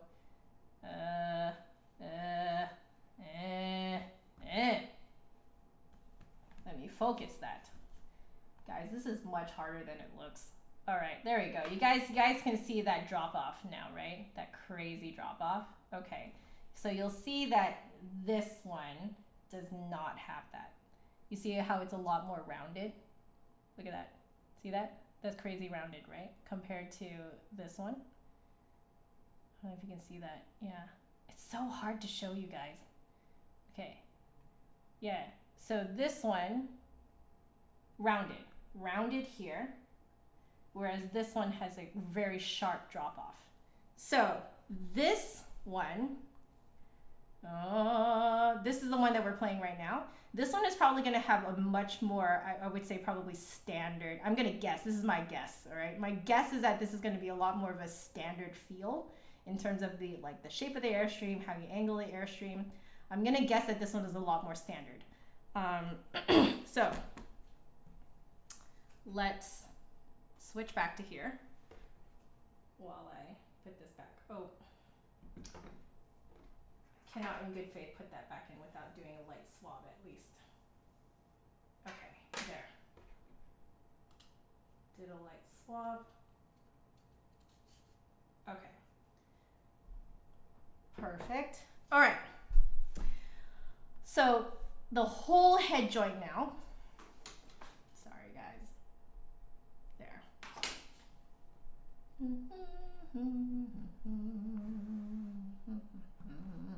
There we go. Okay. So the entire head joint is silver. If you go to the bottom link to this flute, you'll see that you have the option of getting a 14K riser, which is this one here that we will look at later. And there's a few other options in there too. All right. The body is still silver plated mechanism, right? A equals 442. We talked about that earlier. Drawn tone hulls, pointed key irons. We talked about all of that. Stainless steel springs, right? Same thing. Resona pads. You notice that it says Resona pads instead of felt pads. So, not that I think you can really see much of a difference. I mean, all pads kind of look the same to me, to be completely honest, but they do feel different. So here we go again. You see, it looks the same, right? It looks the same as the other one. I'll show you the other one too, again. See, it looks the same. It looks the same, right? But I'm gonna guess, this is just a guess, okay? Please don't quote me on this. I'm gonna guess that this is kind of a higher quality, I'm gonna guess, higher quality, and it's the like Resona by Burkart, kind of their make basically of pads. It's kind of like their own design of pads. That's the word I'm looking for. So Resona pads, I'm gonna guess, will kind of change how it feels a little bit. We'll see how it changes how it feels. Again, B foot joint, offset G, split E mechanism, C sharp trill. We've got all those goodies on here. Oh, how interesting. Oh, wait a second. Wait. I noticed that their padding. Oh, that's so interesting. Wait a second. They have it. They did a slight modification to this.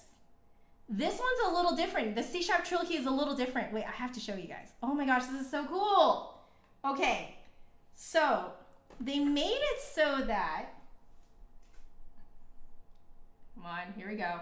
They made it so that this guy is a little higher. You see that? It's a little higher and it's a little bit more off to the side, which means that they now have to put a tiny little piece of felt in here to pad it against the G offset rod. You guys see that? That's so cool. They moved it over. That's really cool. Wait. The other one is not like this. The other one is, you guys see this?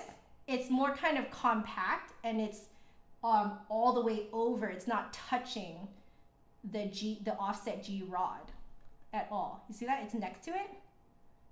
So there is a tiny little felt pad to kind of pad it there. So when you go like that, but yo, you're right. The trill keys are a little smaller too.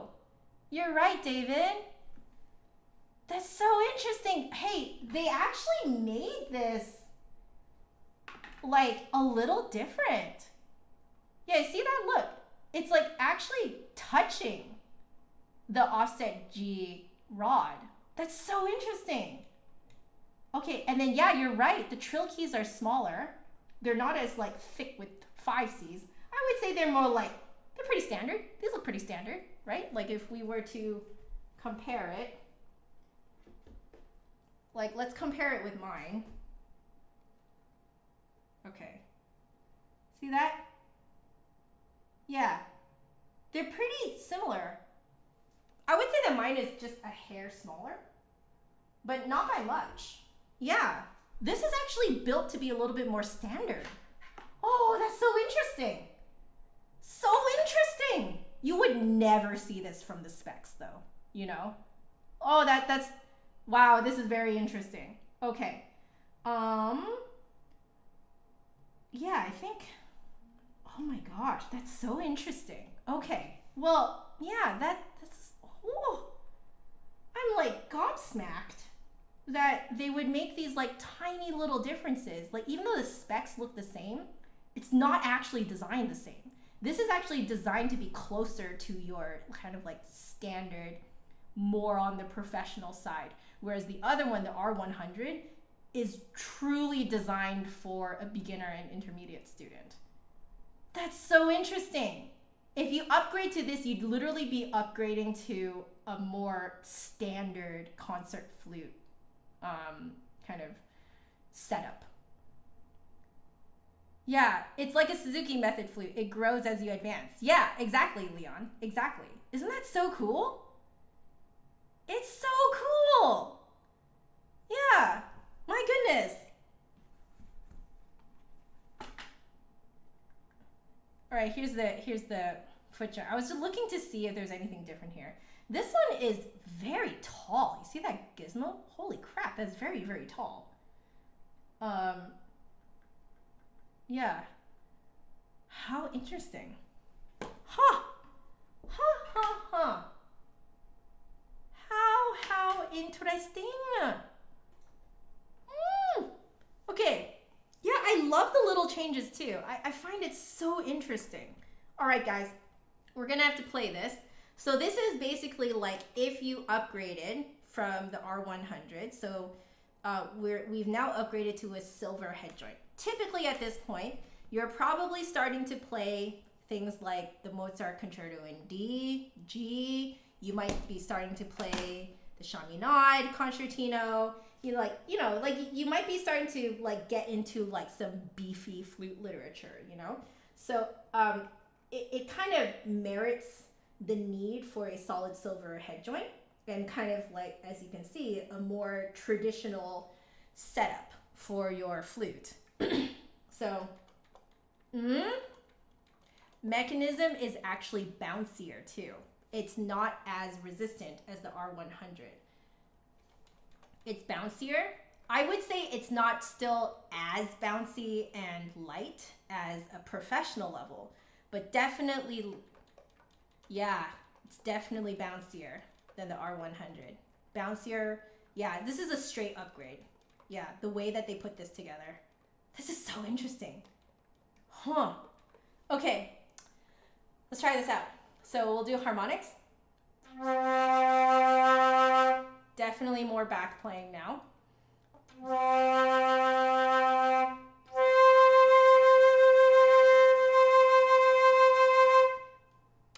Interesting.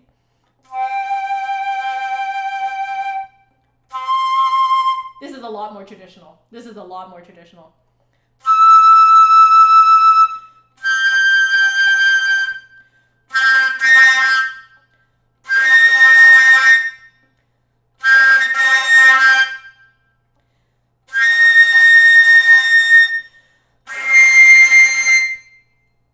Okay, this is a lot more traditional.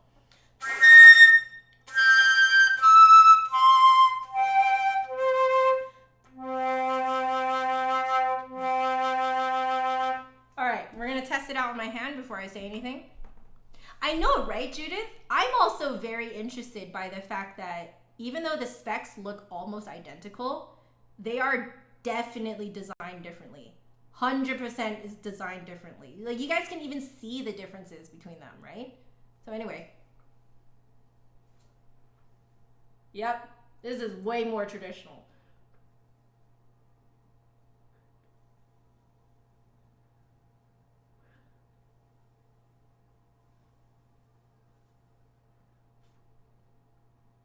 Wait, let me test that out.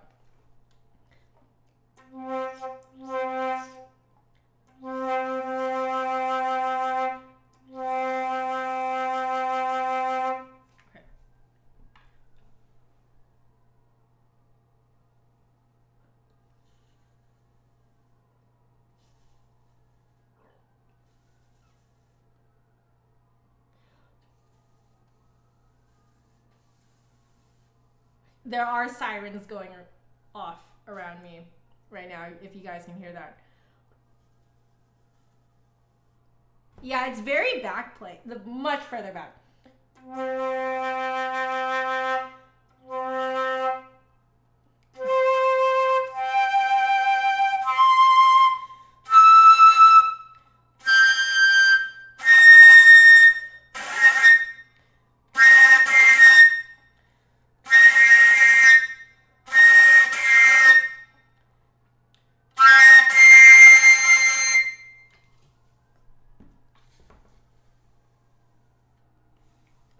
Yeah, this is very traditional. This is very, very traditional. It even has a traditional one harmonic that breaks the pattern.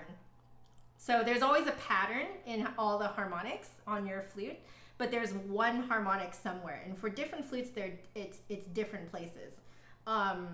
There's one harmonic that breaks the pattern.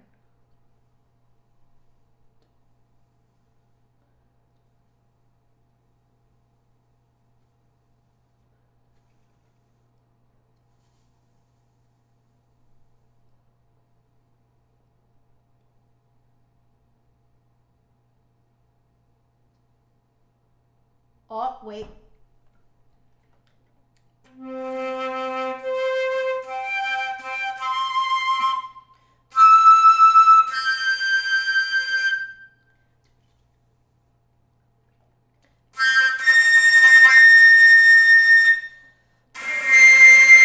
All right, this one is interesting. This is very interesting. This is also built for a student, but a clearly more advanced student than on the R100. All right, we're gonna take our hairband again. All right, now when you hold your hand up to your face like this, the Airstream is no longer this kind of like this sort of shape, which was that's, there we go. That's what the R100 one was. This one, it's more circular, so it's more of a controlled, like your lowest note, your C, is like around here. Now as you go higher and higher, it gets wider and wider. Now why am I saying then that this is perfect for more high level students than the R100 is because in this one, you do that traditional like movement, right? So the movement inside of your mouth, you can really feel the low note is sitting more forward in the mouth, high note sitting further back, okay? However, because the higher you go, the more wide the Airstream is, it compensates for the fact that a lot of times when you are still a developing student, you're still learning, you're still training your muscles in your mouth to be able to to focus the Airstream down, the higher air pressure it is. It is very hard to focus your Airstream down the higher your air pressure is. So this head joint allows you to have a very spread Airstream even as you're going higher, but you are doing the next step, which is learning how to move it forward and back in your mouth. Yeah, that's so interesting, right? Yeah, it seems to force a progressed technique with the embouchure. Yes, exactly as Leon is saying. This is very interesting to me. I'm just like, holy cow, this is so cool. Like, I'm literally feeling what it's like to go from like a beginner intermediate into sort of like intermediate pre-professional. This is so interesting. Holy cow, that's so cool. Okay, now the one harmonic that breaks the pattern is not one that you will have to worry about too much. It is the seventh harmonic, the one that sounds as a B flat. That one breaks the pattern. The way it breaks the pattern is that suddenly you have to play really forward to get it out and not have it not crack. And then you have to go back again for that high, for the really high C. So, you know, like at this level, when you're playing a flute like this, you're probably not going to be playing a whole ton of really high notes. I don't think, at least like not a whole ton of them, like spotty, right? So I find it very interesting that they've designed this so that the strong part of the flute is kind of the general range that you will be playing in this level of flute playing. That is so interesting. That is really cool. I think that is so cool. My goodness. Okay, so now let's talk about where on your hand your airstream is going. So it starts out more circular, and then it gets wider and wider as you go higher. So it's doing this. It's going here, and then it's just going wider and wider and wider, just a tiny bit higher.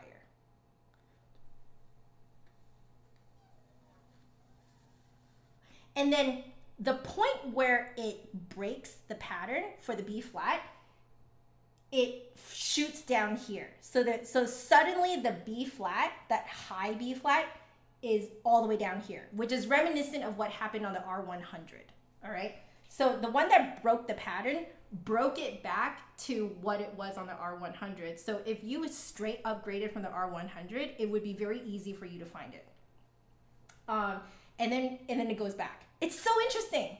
So it's like mostly here, so there, mostly here, and then goes like this up to the high G, and then down here for the high B flat, and then back up here for the high C. That's so interesting. Too bad I don't have the 300 to compare. I need to ask for it now. So we could do a continuation of this. This is so interesting. Okay, so testing it one more time.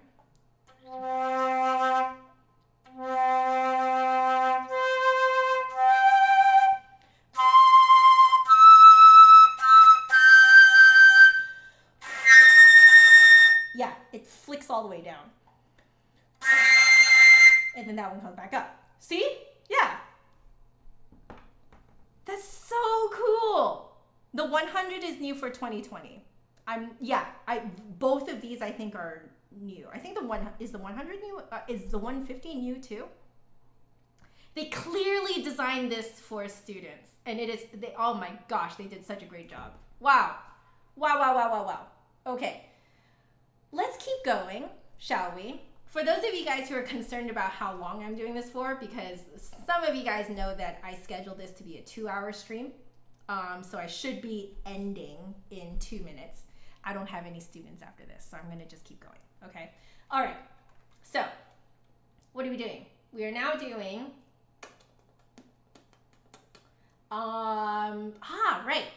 tone color. Oh yeah, the costs. Thank you. I think I did go over the fact that the last one was $2,000, right? Here, let me show you again. So the R100 was $2,000, as you guys can see. This one is, this particular setup that you see for these specs, it turns into $3,100. If you wanted to get this silver head joint by itself, it's $1,200. But if you purchase this Resona flute, it's included. Cool. 150 and 300 are not. Then maybe what they did was they could feel there was like a bit of a hole, and they're like they filled that hole of like there's these types of students, right? Let's fill that need, right? Oh, that's so interesting.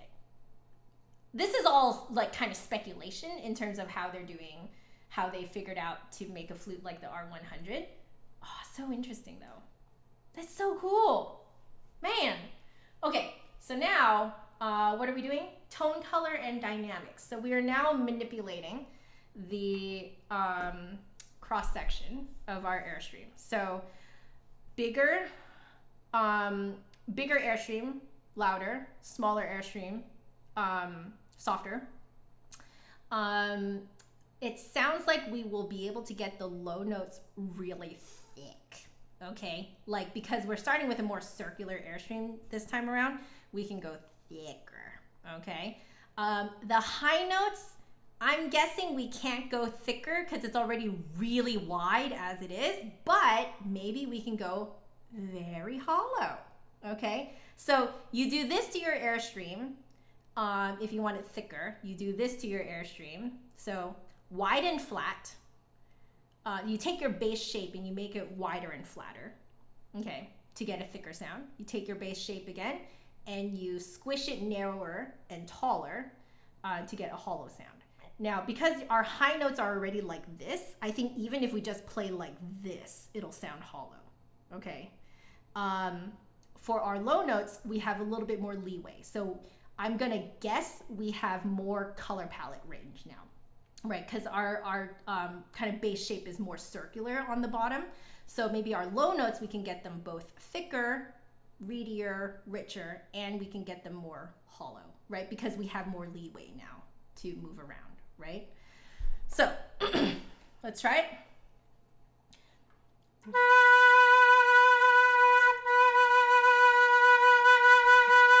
Yeah, you hear that? Like, I can get richer than on the 100.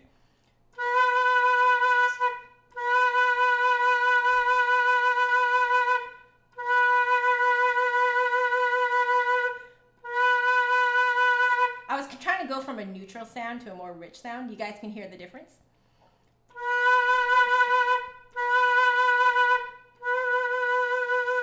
Oh, ooh, nice hollow sound. Let's go hollow now. You can go hollower. Even hollower. You know, is that you can, the range is much bigger now. So that's tone color. Let's do dynamics. Sorry, it's a little bit out of order.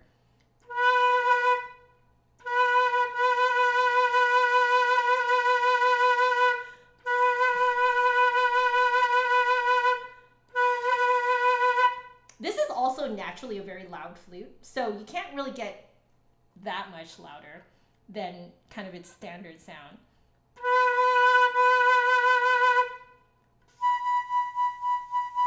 Yeah, you hear that? You hear that? That's what I'm looking for. I'm looking to be able to get that soft.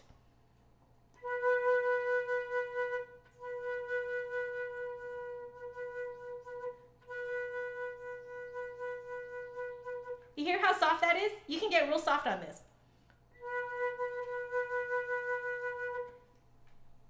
BW, you finally caught your first stream? Oh, good night. I'm so glad you came by. Okay. Okay, so this one, because it's higher up, it has a bass shape of that's wider. So I'm not sure how much thicker I can get. You can get a little thicker, a little bit. You have more range, definitely, than on the R100. All right. So let's go hollow now.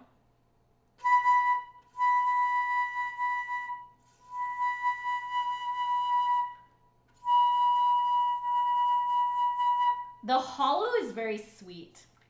I think that's the Resona sound. It's very sweet sounding.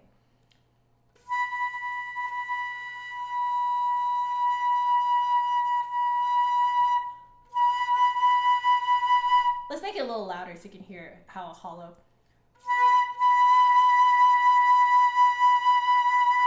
You hear that? Oh, that sweet hollow sound. Resona's good at that. I think Resona's real good at that. Okay, so if we make that one loud and soft. Oh, yep. Same thing as that 100. Make sure you take care that the angle is steady. Yeah, it can take a lot. It can take a lot. It's really good.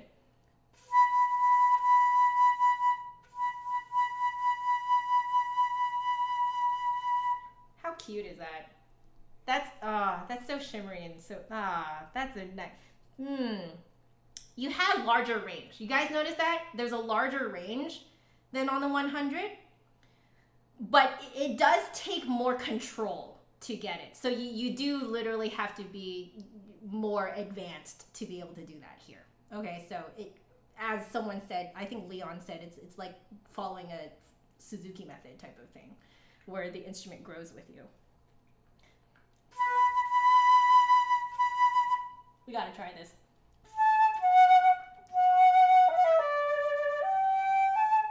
Wrong key.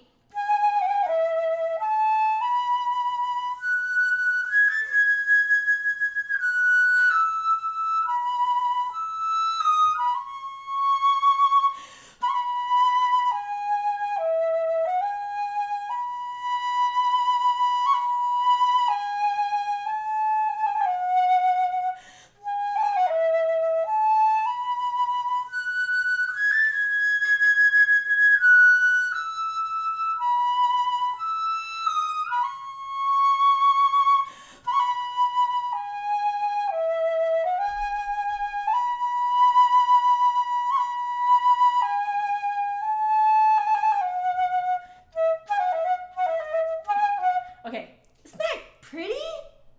Ooh.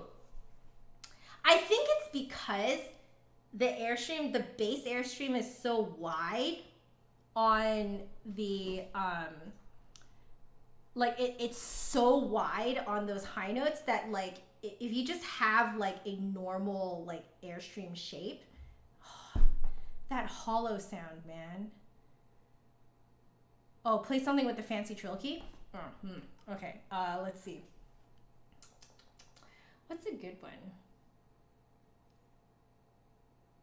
Oh, I know.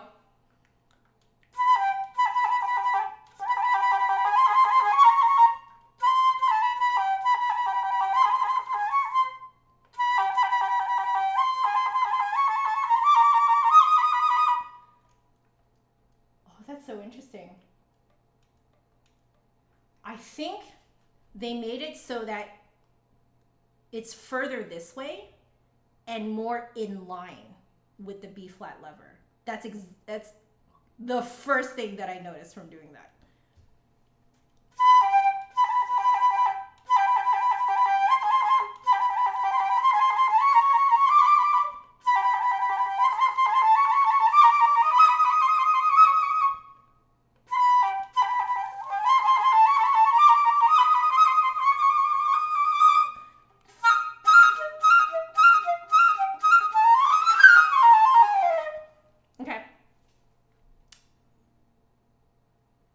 Yeah.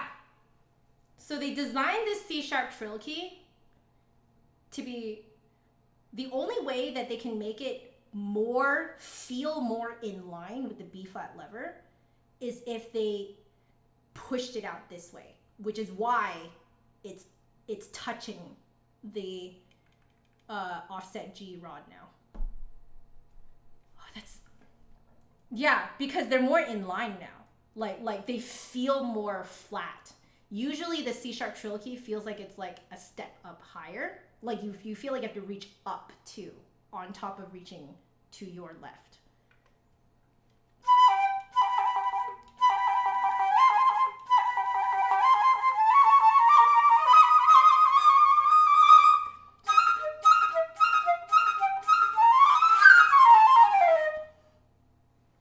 My right index hugs that trill key, so I know, right? Like that's pretty good design.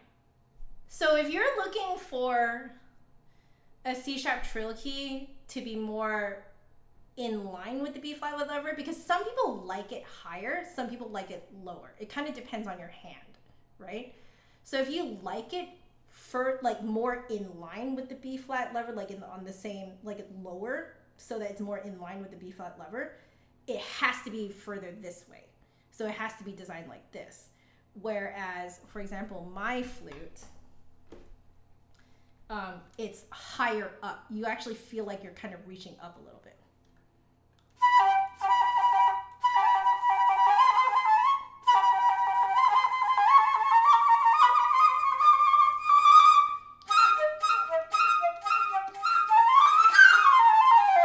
Okay, so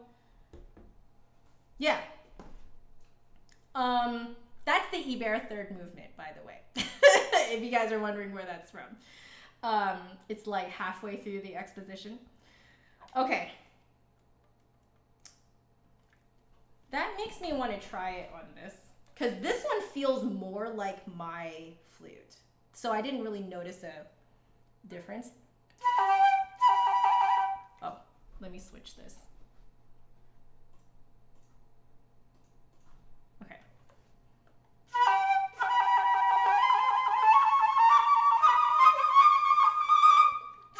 Yeah, it feels more like my flute.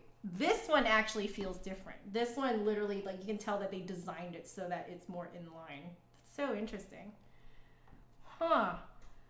Thank you for drawing that to my attention, Majin Monkichi. Okay. We gotta keep going. What should we do now? We should do some key work. So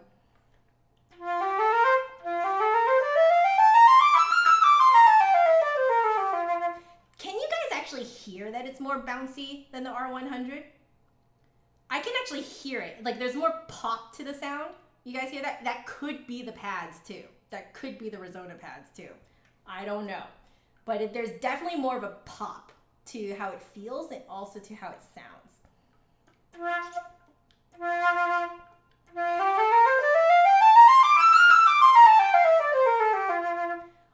My index finger flew right up because I have to reach. That's so interesting.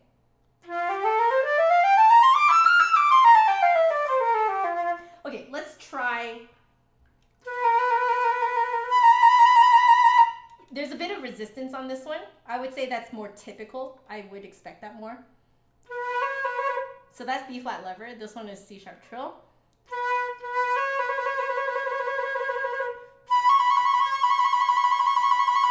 Okay, so this one,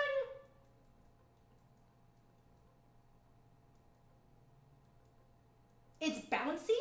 It's bouncy, but with a little bit of resistance. That's how I would describe it.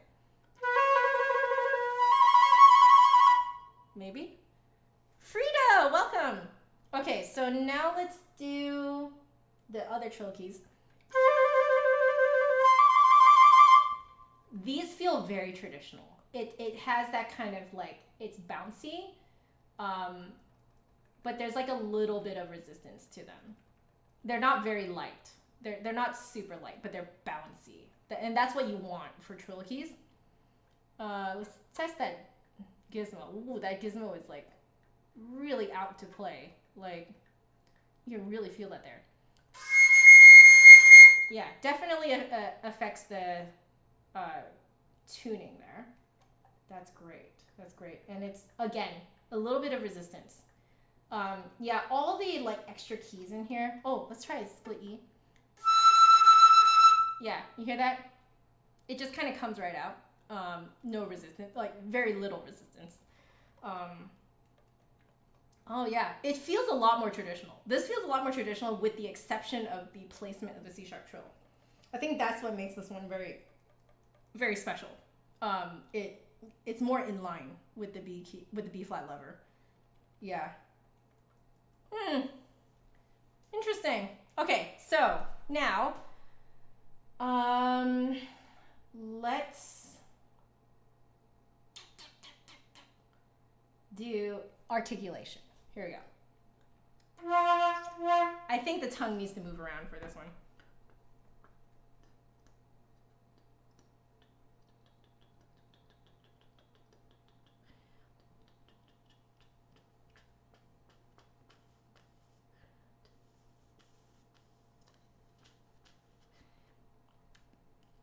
I think because the airstring goes so wide for the high notes, you don't have to go as far back in your mouth to get it out.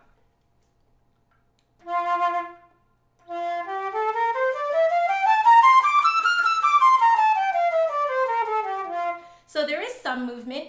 There is so this is very good for introducing the idea of moving your tongue back and forth a little bit, but not too much. That's nice. That's nice. So my tongue, in order to maintain that lower air pressure, my tongue is, I'm noticing like basically, I think it's like, is it against my back teeth or a little behind?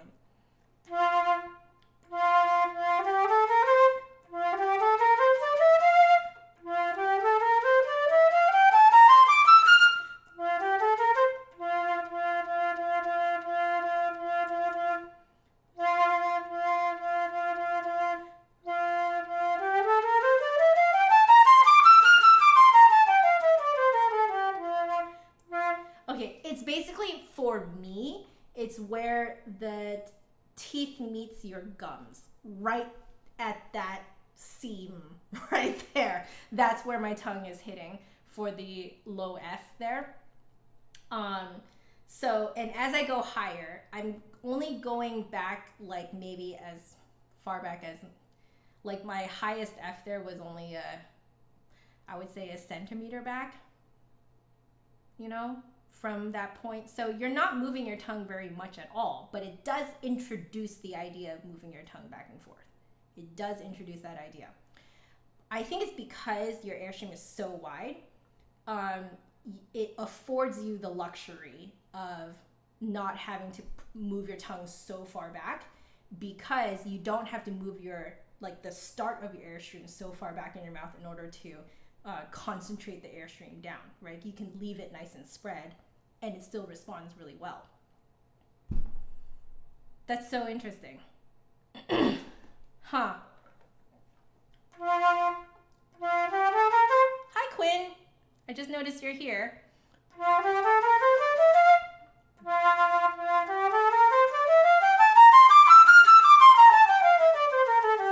Yeah, I'm not moving it far back at all. It's like about a centimeter between two octaves. So this will make intervals very easy for you. Both the R100 and R150 will make interval jumps very easy for you. Like, so easy. It'll just make your life so much easier.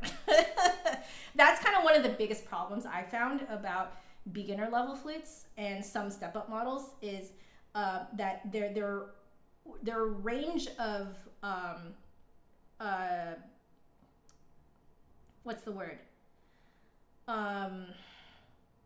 The margin of error per note is very wide.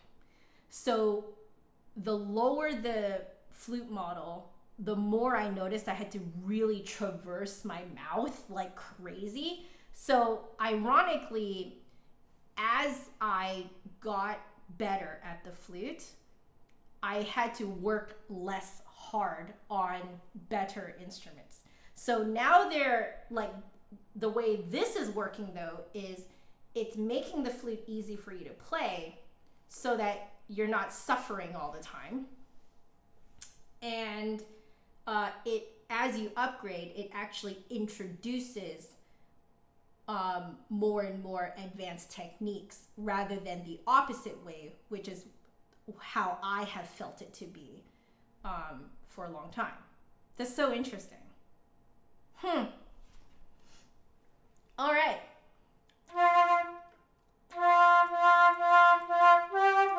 Okay, so let's do double tonguing. I'm gonna guess it's the same type of thing, probably very forward double tonguing, but it follows that single tonguing pattern.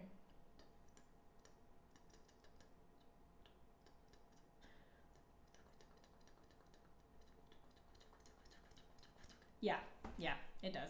So let's try it.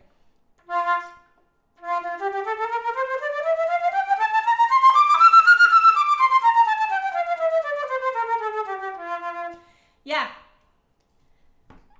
So it's very, it forces you to learn double tonguing correctly in that the K part of your double tongue is not coming back like this. You're not double tonguing like this. You're double tonguing like this and very forward in the mouth. It's very light and very forward. But the whole thing does move back a tiny bit as you go really high and then moves back forward again as you go low. Yeah, pretty cool. I like it. All right, guys, that is the R150 for you. Let's do one more upgrade. So now what we're going to do is put this head joint on. So this head joint is the first one that we showed you at the beginning of this stream. this guy. Here we go. And this guy alone is $1,680. So $1,680 alone. But if you purchase it with a Resona flute, you add $480 to the base price of the Resona flute. Got it? Okay. So the difference between this head joint and the one I just played is the riser. So again, the riser is the tube of metal that connects the lip plate to the head joint tube. It's on the inner rim right here. So I will show it to you guys again so you guys can see the gold. Ooh, that's very heavy. So here we go. Okay, so I'm gonna do a nice close-up again so you guys can really see. Let me focus this for you guys. Okay, you see that? Again, that is not a trick of the light. Do you see how it's actually gold inside? It's like a kind of like a brassy gold inside. It's 14 karat gold in there, in that inner rim, okay? And it's not just the lining, it's literally a tube of metal that connects the lip plate to the head joint, okay? So that's the difference. We're gonna see what that does. This will probably make it so that I personally feel more comfortable. I noticed that gold tends to make everything a little bit more forward playing. It also tends to mellow out the sound quite a bit.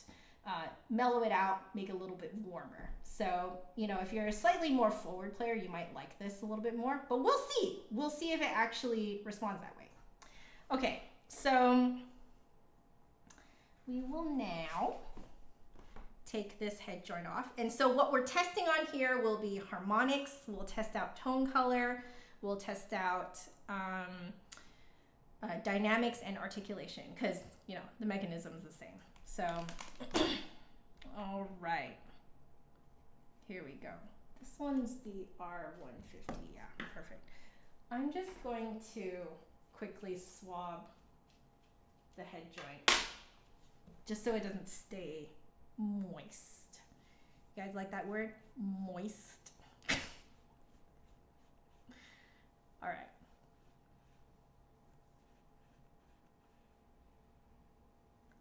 Okay, that's, oh wow, we did some playing in here. My goodness. Woo. Okay, we're gonna need to call in the Helix one too. You guys do not need to be as bougie as me, okay? Like doing this is ridiculous. I'm just lazy and I don't want to take out my cleaning cloth. Okay. That's dry enough for now because we're likely going to play it again. Okay. So leave that over here. Okay. Swab. Should I swab the joint? I can swab the R100 too. I'll just do a quick swab on both.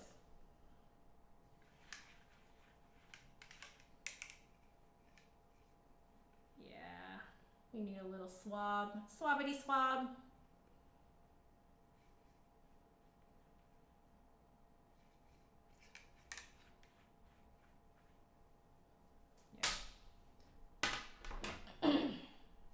That. Quickly swab this out. Flute flag time.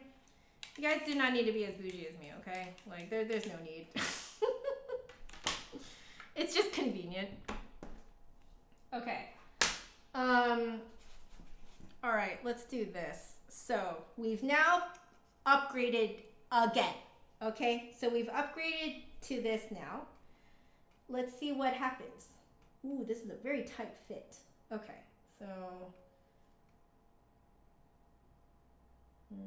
okay, that should be good for me. All right, so harmonics real quick. I'm gonna guess it's more forward. Yep. Do you guys see how I'm more comfortable doing this too? I'm definitely like part gold player.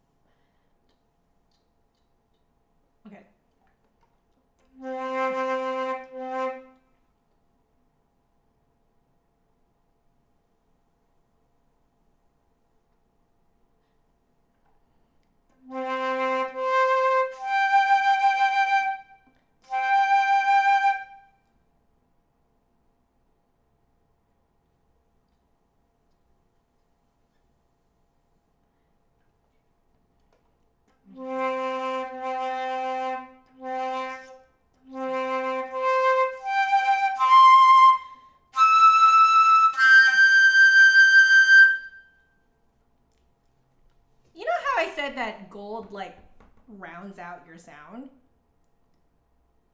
it literally rounds out the airstream.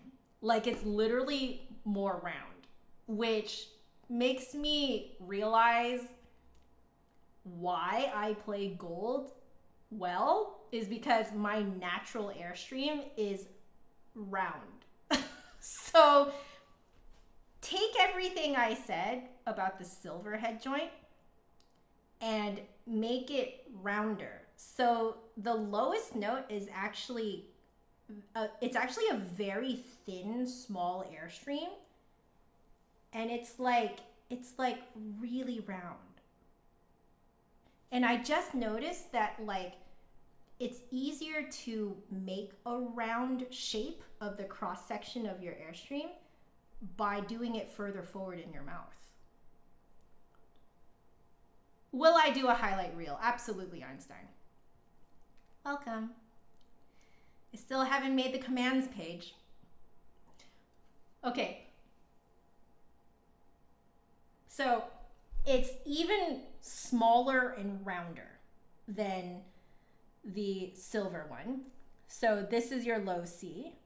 And then as you get higher and higher, it does follow the same pattern where it kind of widens out, but it doesn't widen out as much as on the silver. It's still relatively kind of more oblong round like this, but it is wider. It is wider. Generally though, the airstream is actually all of it is smaller than on the silver. That's so interesting. That's so interesting. It's a lot more comfortable for me because this is how I normally play.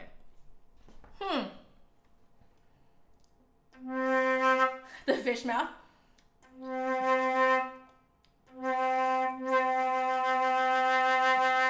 That is a ridiculously rich sound for like an airstream that's like this. Like this like really round, really small airstream.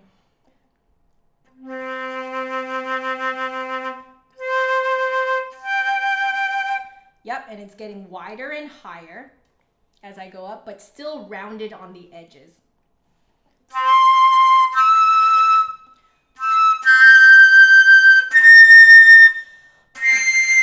Yeah, I made that one wider and rounder on the side, and you hear how like it just opens right up.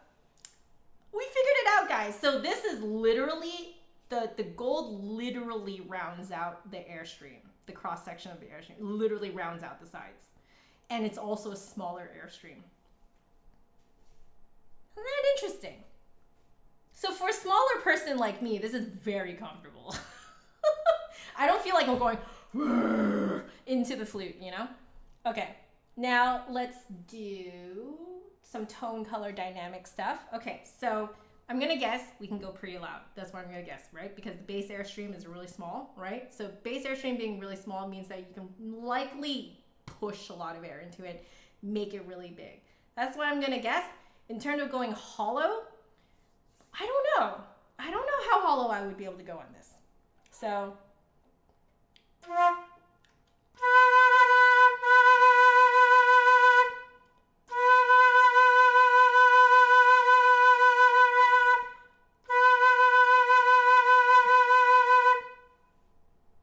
Yeah, you can go pretty rich with this, but it's still mellow. You guys hear that? Like it's still kind of rounded out. It's mellow, but like you can go pretty darn rich. So it doesn't have like that edge that the silver one has. You guys notice that?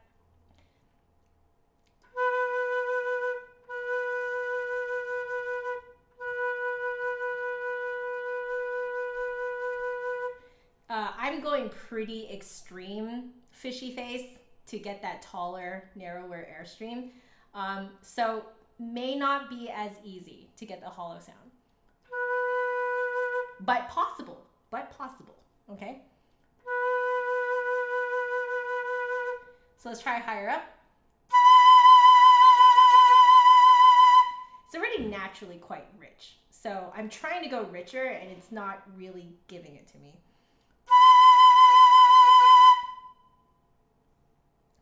It is, but a little bit.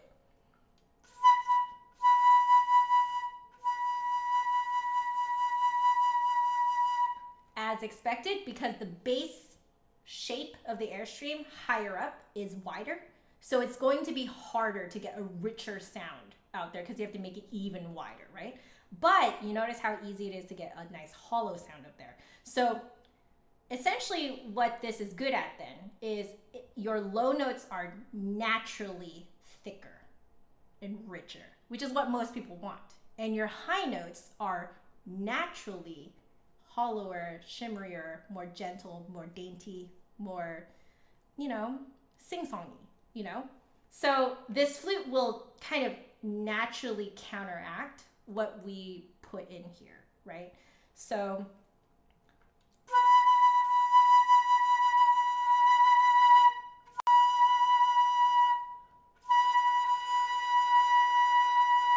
you notice that even the hollow sound is more rounded out?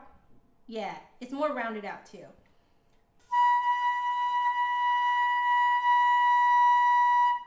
I like it. It's very, it's a warmer hollow than the silver.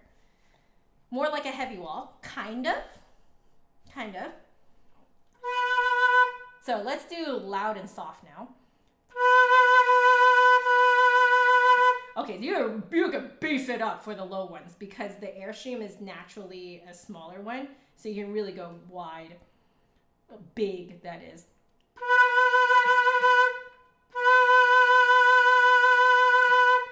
Resona is geared for smaller hands. That would explain why I'm comfortable on it.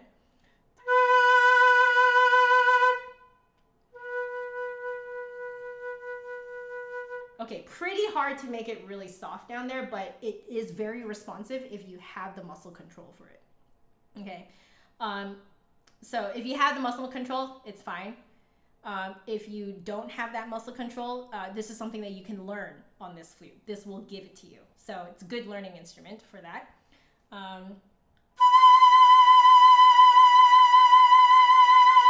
Yeah, you can make this one louder.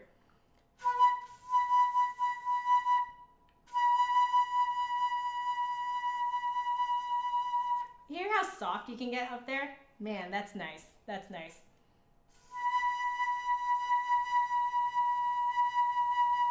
Yeah, because again, bass shape up higher is wider. So going down to just even a little bit smaller will immediately yield a really nice shimmery tone, like really nice, gentle, dainty tone. Okay, so this head joint then, naturally on the bottom, your airstream shape is going to be thinner. Naturally up on top, your airstream is going to be thicker, okay? So, which means that you can push it more into the extremes, right? You can make that thinner sound, that thinner airstream much wider to get a really thick sound on the bottom. And then up on top, you can make it really, really thin to get a nice hollow tone.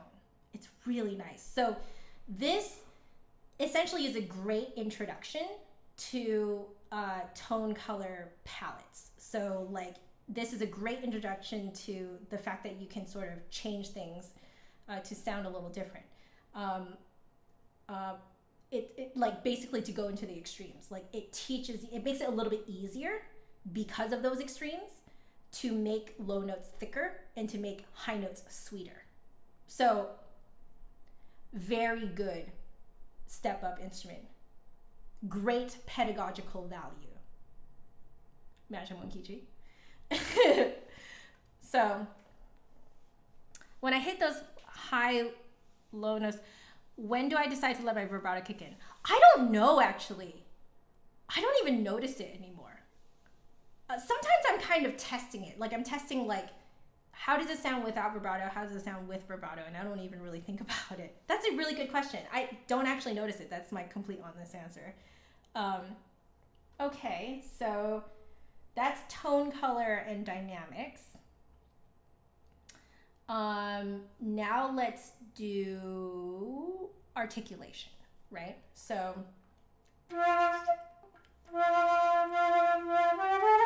okay, so probably further forward in the mouth, which means I'm probably going to be tonguing against my teeth now. And then I'm probably still gonna go a little bit further back, but I'm gonna guess that I only need to go as far back as like a little bit behind my teeth.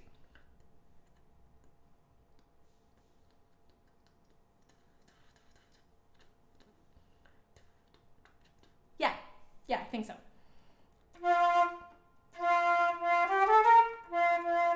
Yeah, that's straight up against the back of my teeth for low notes.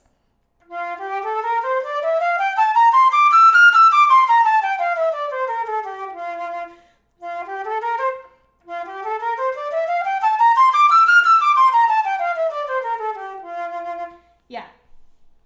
Yeah. It's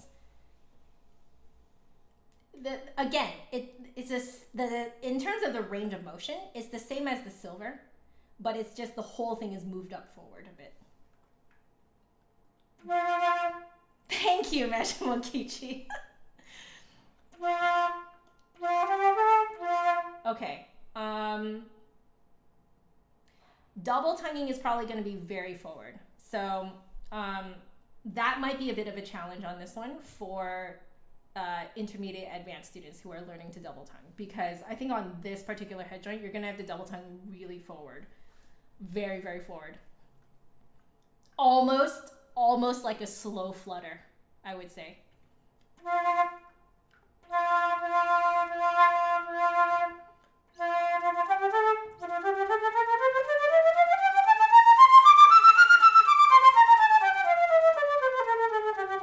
Let me test it on my hand.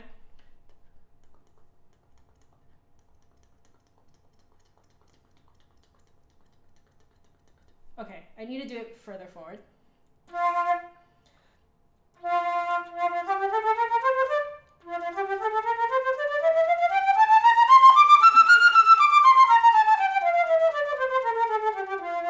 Exactly what I thought it was going to be. It's very, very forward double tonguing. So your K is like, I'm imagining the K part of the double tongue hitting like maybe only a centimeter back from where your T is. That's kind of how far forward it is. It really feels like a slow flutter. So that might be a challenge for people who are learning double tonguing on this head joint. If your tongue doesn't naturally do that, you're gonna have a little bit of a challenge doing that.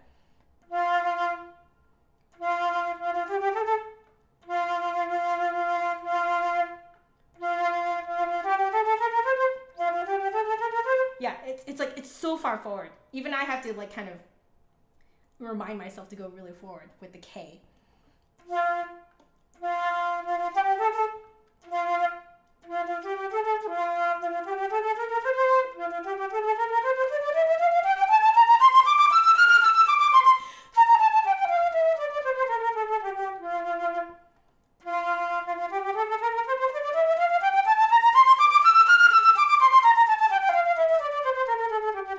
Okay, the flip side of this though, if you do learn your double tonguing like that, you can go really fast. I have recently found out that this is how people do extremely ridiculously fast double tongues. It's actually more of a slow flutter. And the only way you can do that slow flutter is if you do it like kind of like in the front of your tongue. So it's the front of your tongue that's kind of flicking up and down like this. So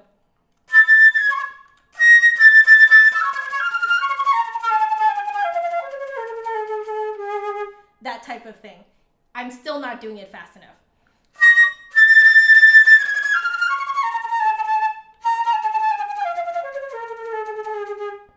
Too far?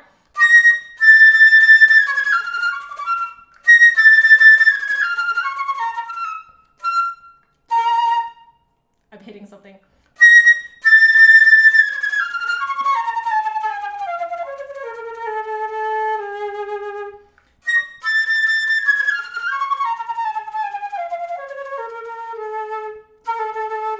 There.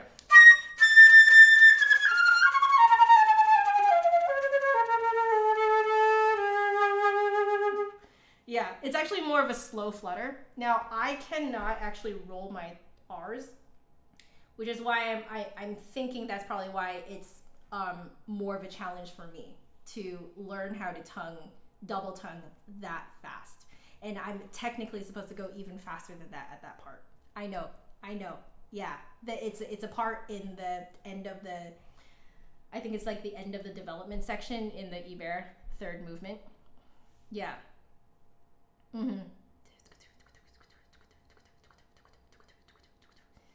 Is the reach a bit longer than Rose? You mean for the double tonguing? Or do you mean like reaching in terms of fingers?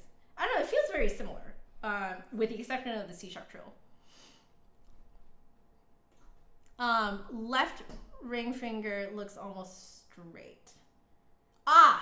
It's because on my flute I'm using a thumb port, and this one I'm not. Yeah. So it'll look a little different. Excuse me. Okay. So very forward, very forward double tonguing, which is a challenge to learn. But if you learn it, you can double tongue very fast. That's my takeaway for this particular head joint. We got to try our...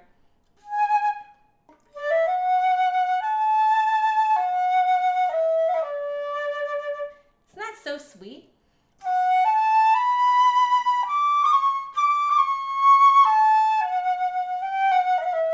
Oh, this one.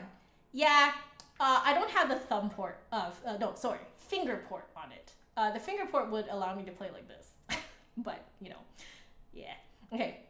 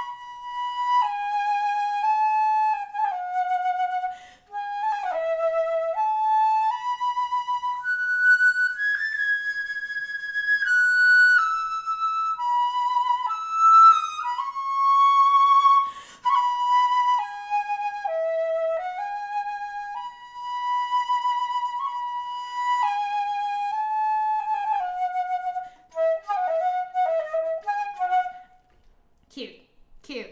Yeah.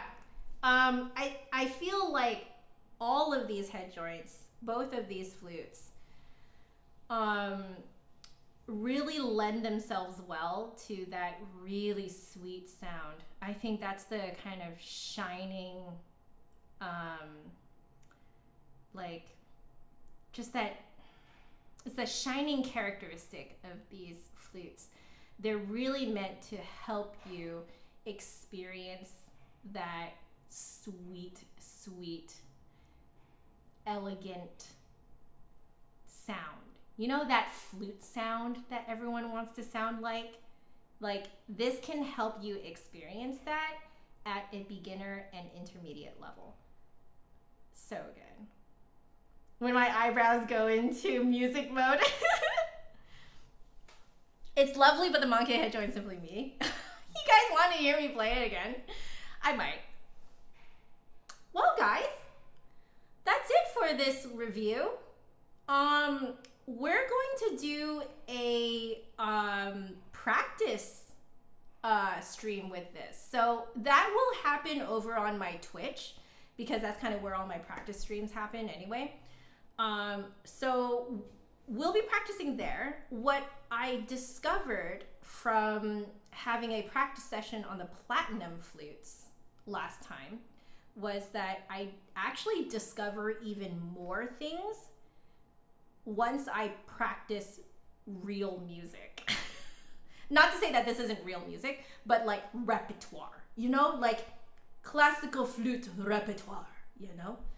And I know, I'm really impressed with how sweet these flutes sound too. I'm very, very impressed. So head on over to twitch.tv/justanotherflautist. Let me a boom right there. Okay, so head on over there. It's free to watch. You don't have to pay to watch, not at all. You can follow for free. The follow is a little heart button. You can follow for free. If you want to subscribe, that would be amazing. That would help me out a lot, but you don't have to, okay? The practice stream for these flutes will happen here. Now, I was going to work on some other stuff tomorrow, but I think it's best if I do a practice session on these tomorrow. So tomorrow at 11:30 a.m. Pacific time, that's when I'm going to be practicing on these two instruments with the extra head joint for like an hour tomorrow. So head on over there to see me practicing on these, because I will probably, most likely, I'm like 95% sure I'm going to discover something else just from practicing on them. This is something that I really wanted to do, and the Flute Center of New York is like, yeah, you should do it. I love the fact that they let me do stuff like this, because I think if I have a slightly more long-term experience with these flutes, I can share more about what I find about them with you guys. All right. Repertoire, yes. Oh, for the sake of fun, can I please do the tumnus lullaby of both flutes? Okay.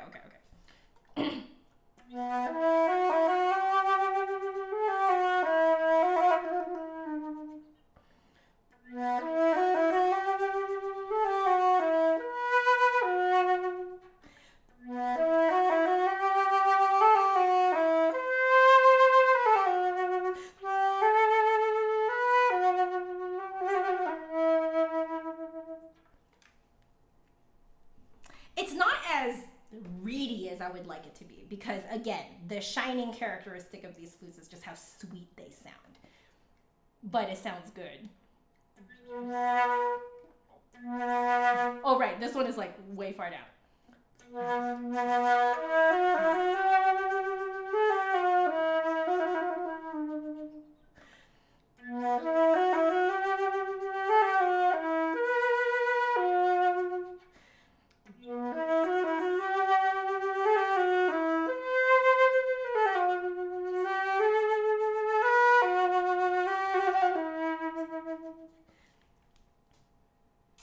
Do it better there if I like readjusted to the flute, but the two head joints play so differently that I would have to probably actually readjust myself there. So that is what I'll keep in mind for tomorrow. I'm probably gonna have to do a harmonic session on them before I do like a practice thing. Yeah. You're also playing Tumnus's Lullaby. Oh, it's so good. It is so good.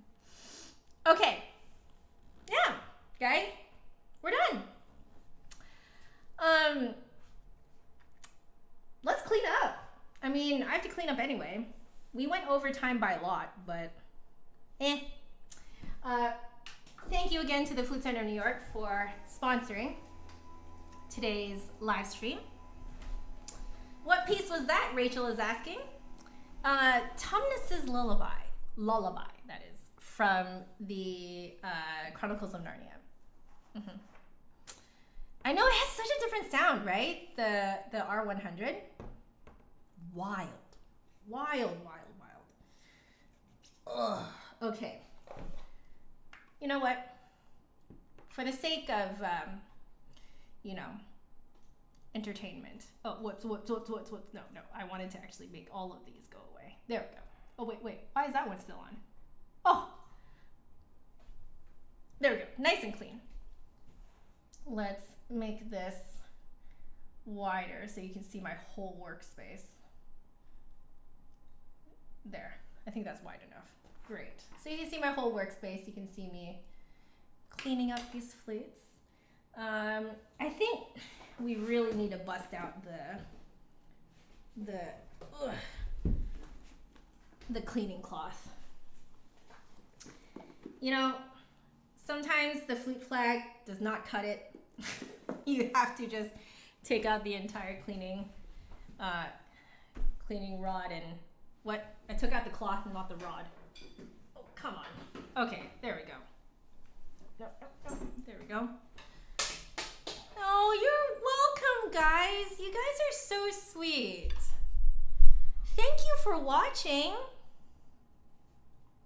Tomas, is it a sleepless night where you are? I'm assuming it's in the middle of the night where you are, right? You doing all right? How are you guys doing? You guys doing all right? Because, you know, it's a weird time to be alive. Don't you guys agree? It's a weird time to be alive. I was talking to my other stream, to Twitch, about this. That, you know, as sucky as everything is right now in the world, we have this technology to be able to, I could do this from home.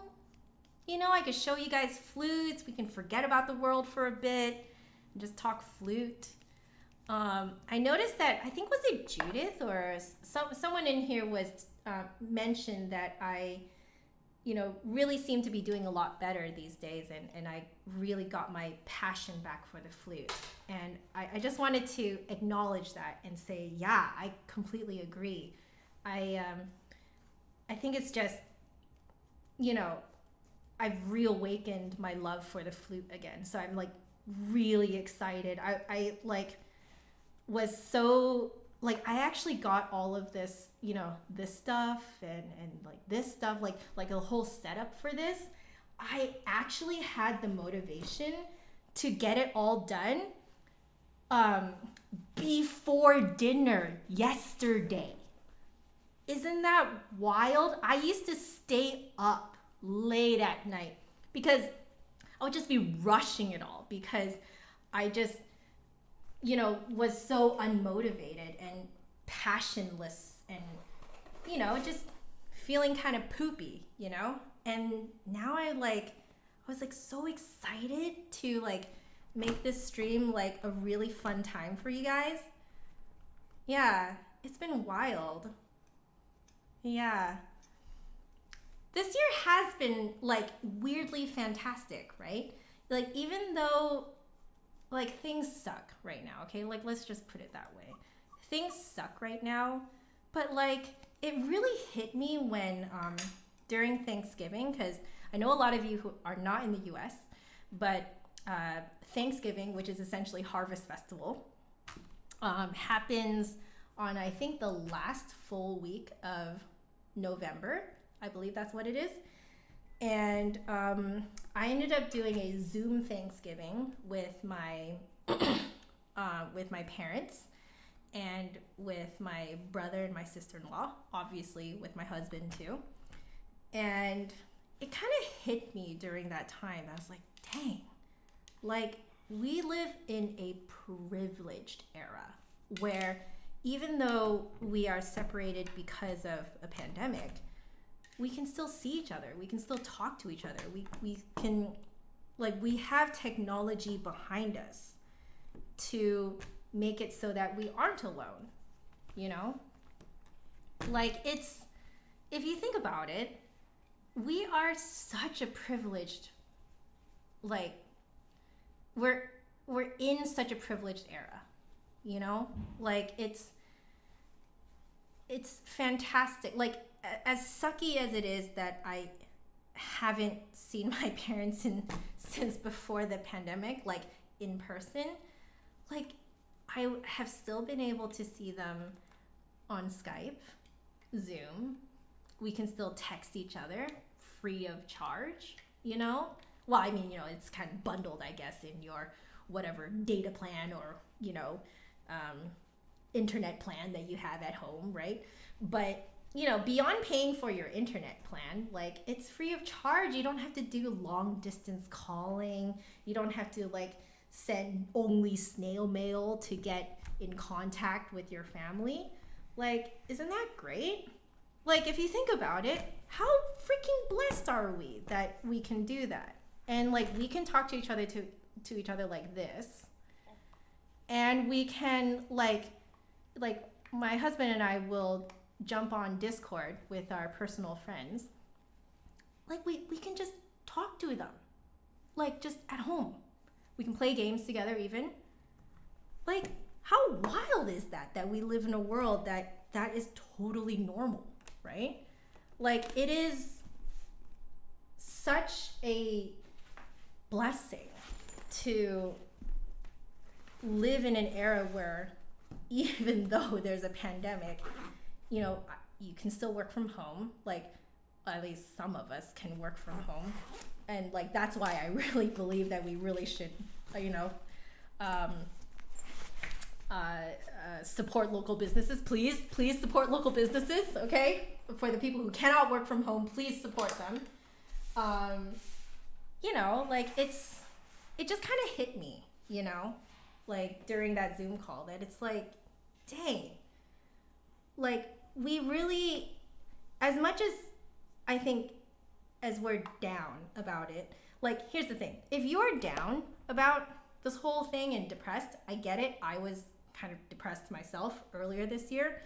But, and I'm not saying that you should feel guilty for being depressed. No, not at all. Okay. Feelings are feelings. You feel them, okay? Like, it is what it is. But that's not to say that you can't do something about it. So for me, I did something about it. I realized that I wasn't sleeping well. I wasn't eating well. I wasn't hydrating enough. Speaking of hydrating, I should probably drink something. But yeah, like, I wasn't exercising, you know, I just wasn't taking care of myself. It was more self-care than anything that I was not doing for myself. And, you know, I kind of slowly eased myself into self-care. And dang, that really helped. That really, really helped. So, like, I encourage you guys, if you guys, we all, I think, need to really pay attention to ourselves, pay attention to the fact that you need me time, okay? Like, whatever it is that refreshes you, rejuvenates you, do that every day, okay? Even if you can't do it for an hour, even half an hour a day, just doing me time stuff will really, really help you, okay? Now, if there is actually an imbalance, okay, in your brain, physically, okay, please go see a is it psychiatrist or psychologist? Get the medication that you need. I know that it's a thing, right? Sometimes you can be lucky and all you need is some me time to regulated me time to kind of help you get out of this depressed state. So you can be lucky enough to do that, but other times you really need help, and ain't nothing wrong with that. Go get the help you need, you gotta do what you gotta do. So, you love seeing me clean the flute. I do this every time, guys. So I figured I might as well do it in front of you guys, right? And we can kind of catch up a bit before I go, right? Yeah. Darcy, playing the flute helps your anxiety and depression. Until they say you must be relaxed to play the best flute. You know what? Right now, I'm gonna tell you straight up, guys. Right now ain't the time, okay, to worry about playing the best flute, okay, or the best that you can play on the flute. No. Right now, it's just fun, just me time. Just for me, it's not me time because it's work, right? But it's fun work, and my me time, I know this sounds really weird, but it's actually weightlifting. I know, it's kind of weird. So it's like dumbbells, like light weightlifting at home. I get it from my dad. My dad's the same. We both find weightlifting very, very relaxing. You can binge watch YouTube videos, or you can just go really zen, and it's great. Ever since I've done that, which is, I think I started at the beginning of October. Like, guys, life is so much better with some me time. So I highly, highly recommend you guys have some me time. There's two things that are really important right now for everyone. One is having the proper amount of me time, and two is reaching out to a community. So you need both me time and you need human contact, okay? In some way, right? In some way that is safe. So Zoom calls, Discord calls, Skype calls, etc. You know, like stuff like that is really gonna help you. You know, and if that does not, you know, solve the issue, please get the help you need. There ain't nothing wrong with that, guys. Okay? Like, forget any kind of stigma you feel about it. Ain't nothing wrong with it, right? Like, your well-being is the most important thing here, right?